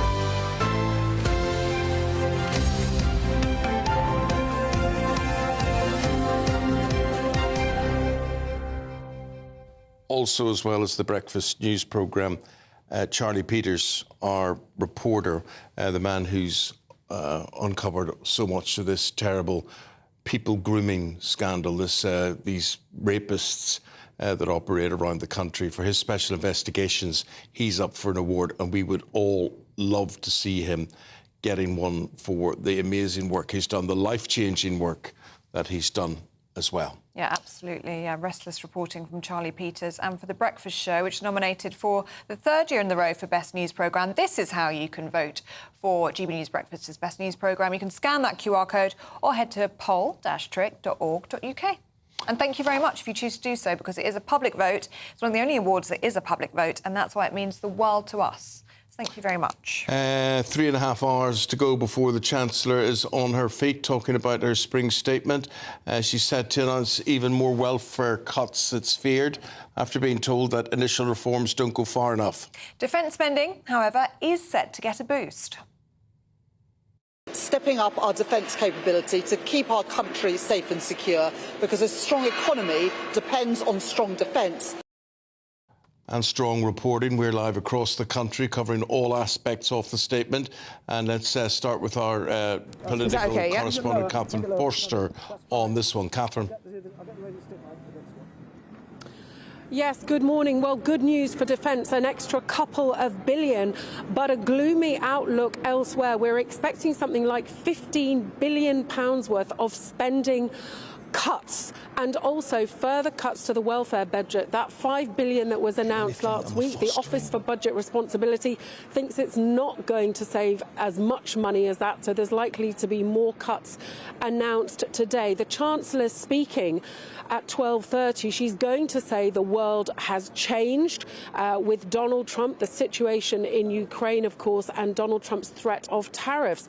The world certainly has changed, but it's worth pointing out that the economic indicators were going in the wrong direction long before he came in, and we're expecting that growth forecasts will have halved.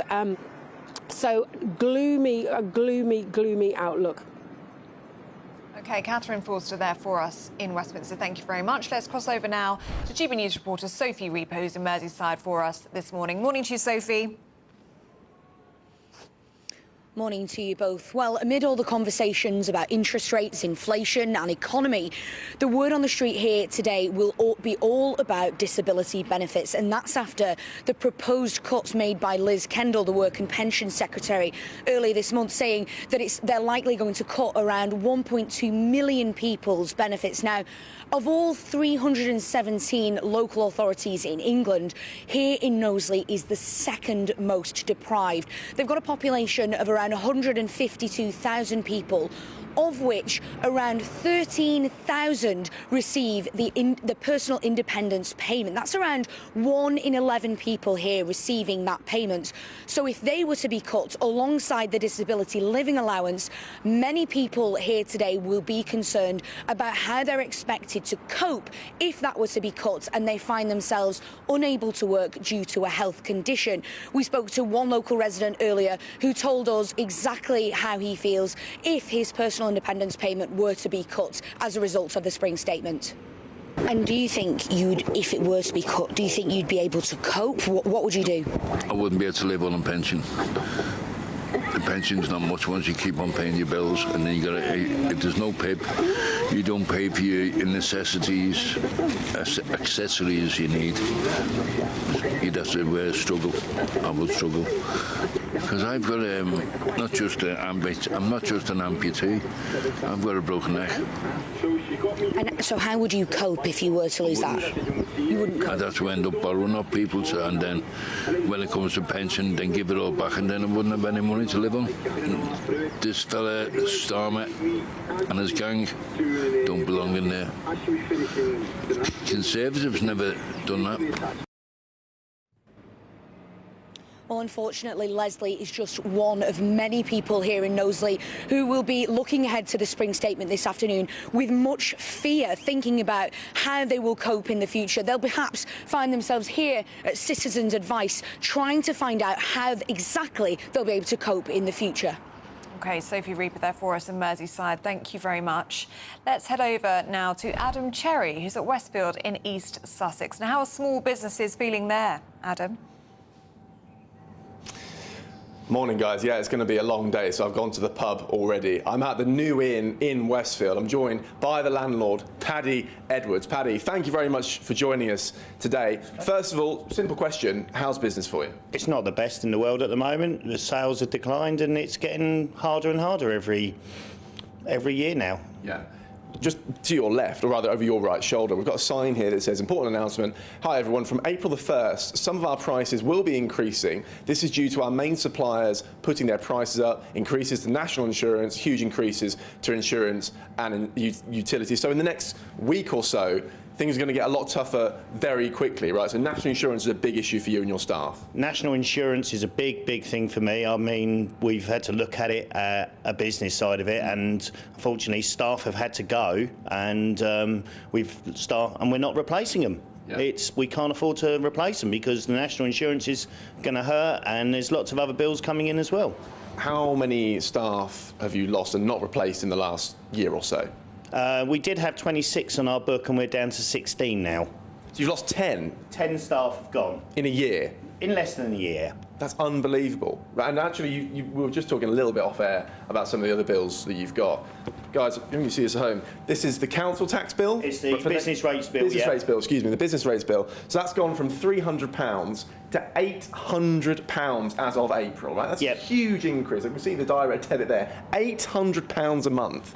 So customers are going to feel the brunt of this as well, aren't they? Your prices are going to go up for a pint of beer, fish and chips, all of that. Everything's going up. The prices are going up. The food alone will go up by about 10% within the next week or so. Drinks will go up by about anything between 30 to 50 pence a pint. It is going to be huge, and it's going to affect. And people haven't got the money to come out to support the pub.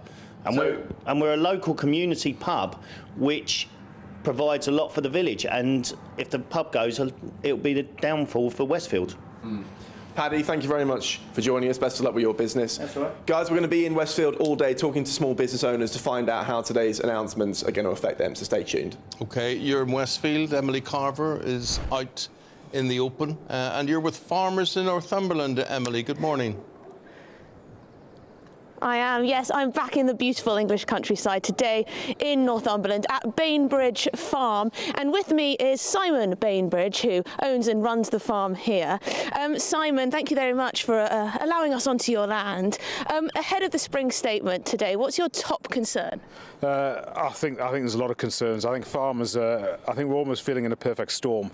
We've had obviously the most recent changes to the 30-minute warning of the SFI 24 being closed. We've got threats of fertiliser taxes and feed taxes for livestock.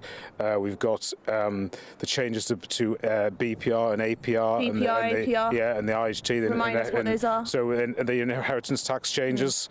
And I think it's a really concerning time for farmers. I think generally over the years, policy had been quite steady, and things were done over a number of years, so farmers knew kind of the direction they were going. At the minute, you just don't know what's coming next. Yeah, and this is something that we've been hearing from farmers for a long time, just the impact of all of this uncertainty on mental health. Yeah, I mean, everybody, it's a real worry, and I think generally farmers are very good. If there's something to fix, they'll go and fix it, put it to bed. They don't need to worry about it. But this is really going to be hanging over them for years. And I talk to friends of mine, and we talk to neighbours, and talk to different farmers, and they're really, really, really concerned, and it's weighing on their minds. Absolutely. Well, thank you very much, Simon, and we'll speak to you again a little bit later. Eamonn and Ellie, lots to talk about here for the farming industry. Will there be something in that spring statement today for farmers, or will they be hit again? Well, we're right across this story for the rest of the day. Those are our reporters there, the people out and about rubbing shoulders with you, the general public, and we hope if they stop you, you'll have something to say. Top team, thank you very much. Now, time is running out on your chance to spruce up your spring and grab designer watches, a designer bag and £17,777 in tax-free cash. Here are all of the details that you need. There's just 2 weeks left to see how you could be a spring winner, as we have an incredible £17,777 in tax-free cash to be won. Cash that you'll be able to spend on anything you like. And if that wasn't enough, we'll also give you the latest Mulberry handbag and not one, but 2 sought-after designer watches, so you can style it out this spring. Make sure you don't miss out, as lines close on the 4th of April. For another chance to win the lot, text cash to 63232. One entry costs £2 plus 1 standard network rate message, or text bonus to 63232. 5 entries cost £5 plus 1 standard network rate message. Go to gbnews.com/win. Entries start from just £2. Call 0903 681 3232. Calls cost £2 plus your network access charge, or post your name and number to GB12 PO Box 8690 Derby DE1 9TT. UK only. Entrants must be 18 or over. Lines close at 6 p.m. on the 4th of April. Please check the closing time if listening or watching on demand. Good luck. We've got a guest coming up right after the break that I think we're both going to be honoured and privileged to meet. And her name is Jo Newby, and her husband Chris. And why she's special? She has fostered 101 children. I'm not promising all they will be here, but she will be. We're speaking to her right after this break.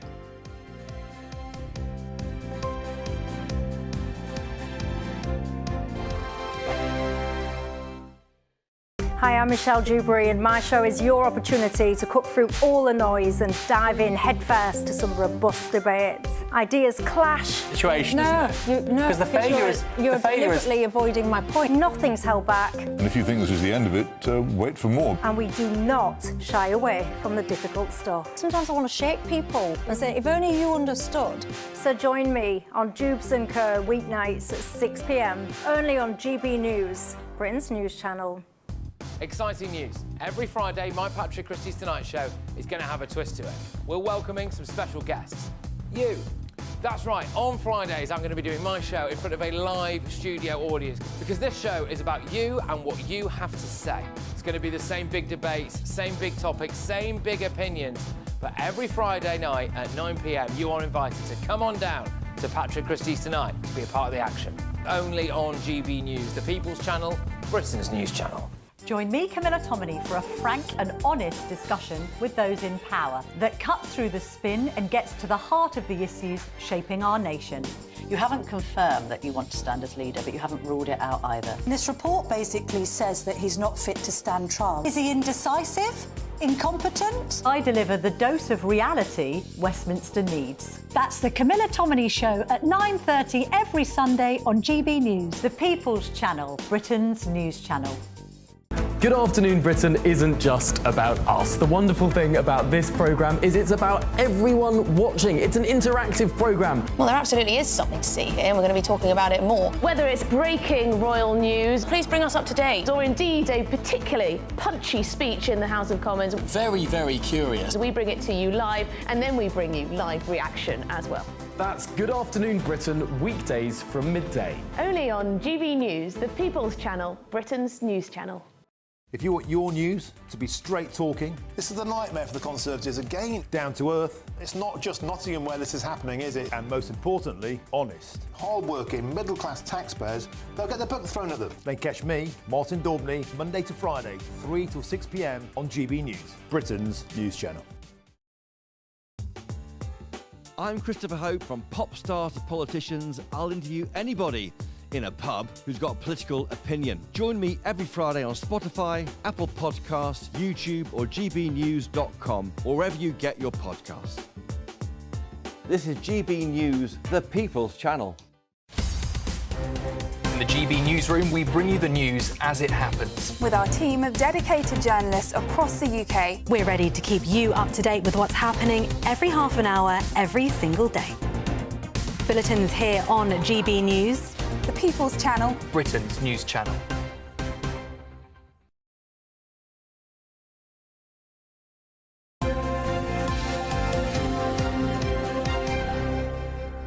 You know, every now and again we talk about community heroes on this programme, and boy have we got one and a half today.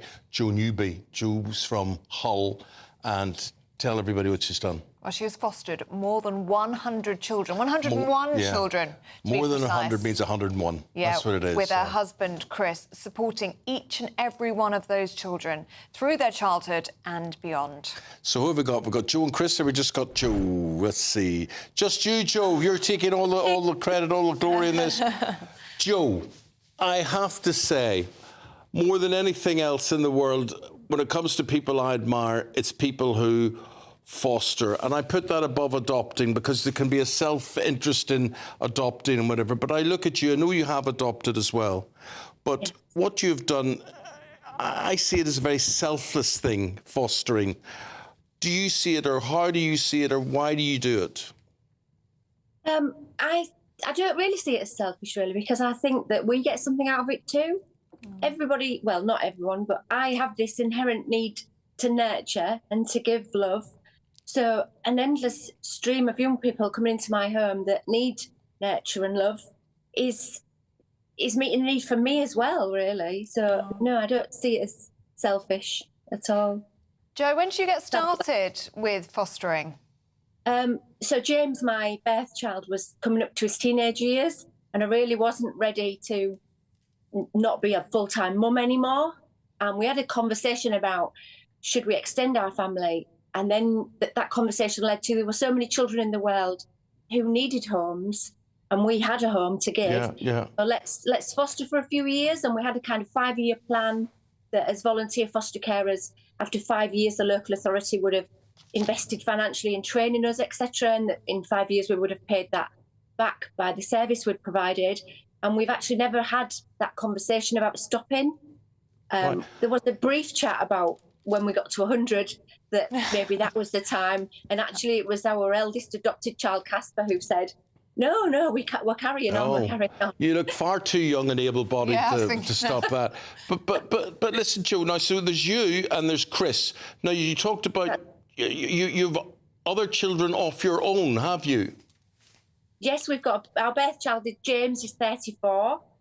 And then we extended our family in 2015 with Casper, who's now 16, and then we've just adopted 2-year-old twin girls. And we should point out what we're looking at there. It's not Mary Poppins or whatever, although it could be the equivalent. It's you actually. Tell us about this statue and why was it made in your likeness? So in 2022, I was nominated to be awarded the Kind Hero for the United Kingdom, and part of that nomination was around the disability football club that myself and my husband helped to run. So we provide inclusive football for young people who wouldn't be able to access mainstream sport if it wasn't for our club. We are based in Barton, although my husband and I, we kind of run the Hull side of things. So in Barton, we have 11 teams, and in Hull, we're responsible for the 5 teams. We provide football for young people from the age of 8 right into adulthood who would normally not access sport. And Joe, you were saying you've adopted 3 of those foster children that you've welcomed into your home. Right. So you've fostered 101, you've adopted 3. How did you decide on those 3? Did it just work out in that time in your life that you wanted to expand your family, or was it something about them or their story that touched you? It definitely was the stories of the children, that they presented with a need that we just felt we could best meet. That was with Casper. He has some additional needs, global developmental delay, and that's part of why we became so invested in the football club, because he wanted to play football and there was no mainstream clubs that would accept someone with his level of need. And then the twins, the decision was kind of a joint decision really between us and their birth mother. She was really, really eager that they didn't move anywhere else, that they stayed with us. And we actually have a fabulous relationship with her, and we see her periodically. So it was a really natural process with them that we went.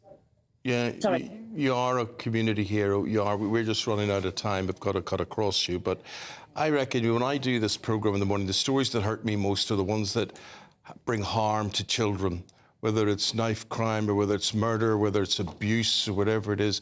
I mean, do you have all this love to give? Do you find yourself more sensitive to stories that are about inflicting harm on children? I can't really watch those because it is part of my day-to-day life, that the children we often have in our care have been the victims of trauma and abuse. So I don't really watch those kind of stories in the news. You do have to be a bit hardened to that and sort of not look at the child as a victim of what they've gone through. Look at them as a young person who can heal and become whole. So I tend to not pay a lot of attention to what's going on in the news when it comes to harming children. Well, listen, you're a ray of sunshine in this evil, awful world, and it's lovely. We'd love to talk to you for longer. Matter of fact, we'd love to go up to Hull and just sit and meet you, sit in your front room and have a cup of tea with you. Meet the kids. Yeah. All 101 of them. You'd love the way them. it goes. God bless you, Joe. Say hello to Chris for us as well, please. Yeah. Thank you You're very a much beautiful indeed. person, and it comes across. Thank you. Lovely Joe. story. Lovely story.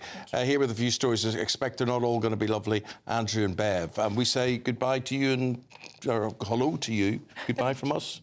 What an amazing woman. I'm with you, Eamonn. Yeah. Anybody that takes on other people's children, I just find them incredible. 101 of them as well, just an incredible lady. And Mother's Day this weekend, of course. We're talking about the Big Fisher and Prince Harry's charity. That's his coming-of-age charity. He set up it in memory of his mother.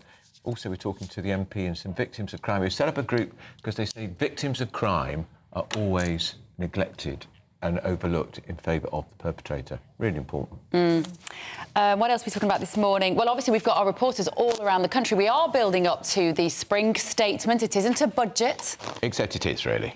It isn't a budget, we have to call it the statement, but there could be implications, could be absolutely enormous for everybody today. So what will Rachel Reeves deliver? We're all worrying about, aren't we, about finances? It's the main thing on everybody's mind. OK, but don't go anywhere. We'll be back with Britain's Newsroom in a moment. But first, here is your weather.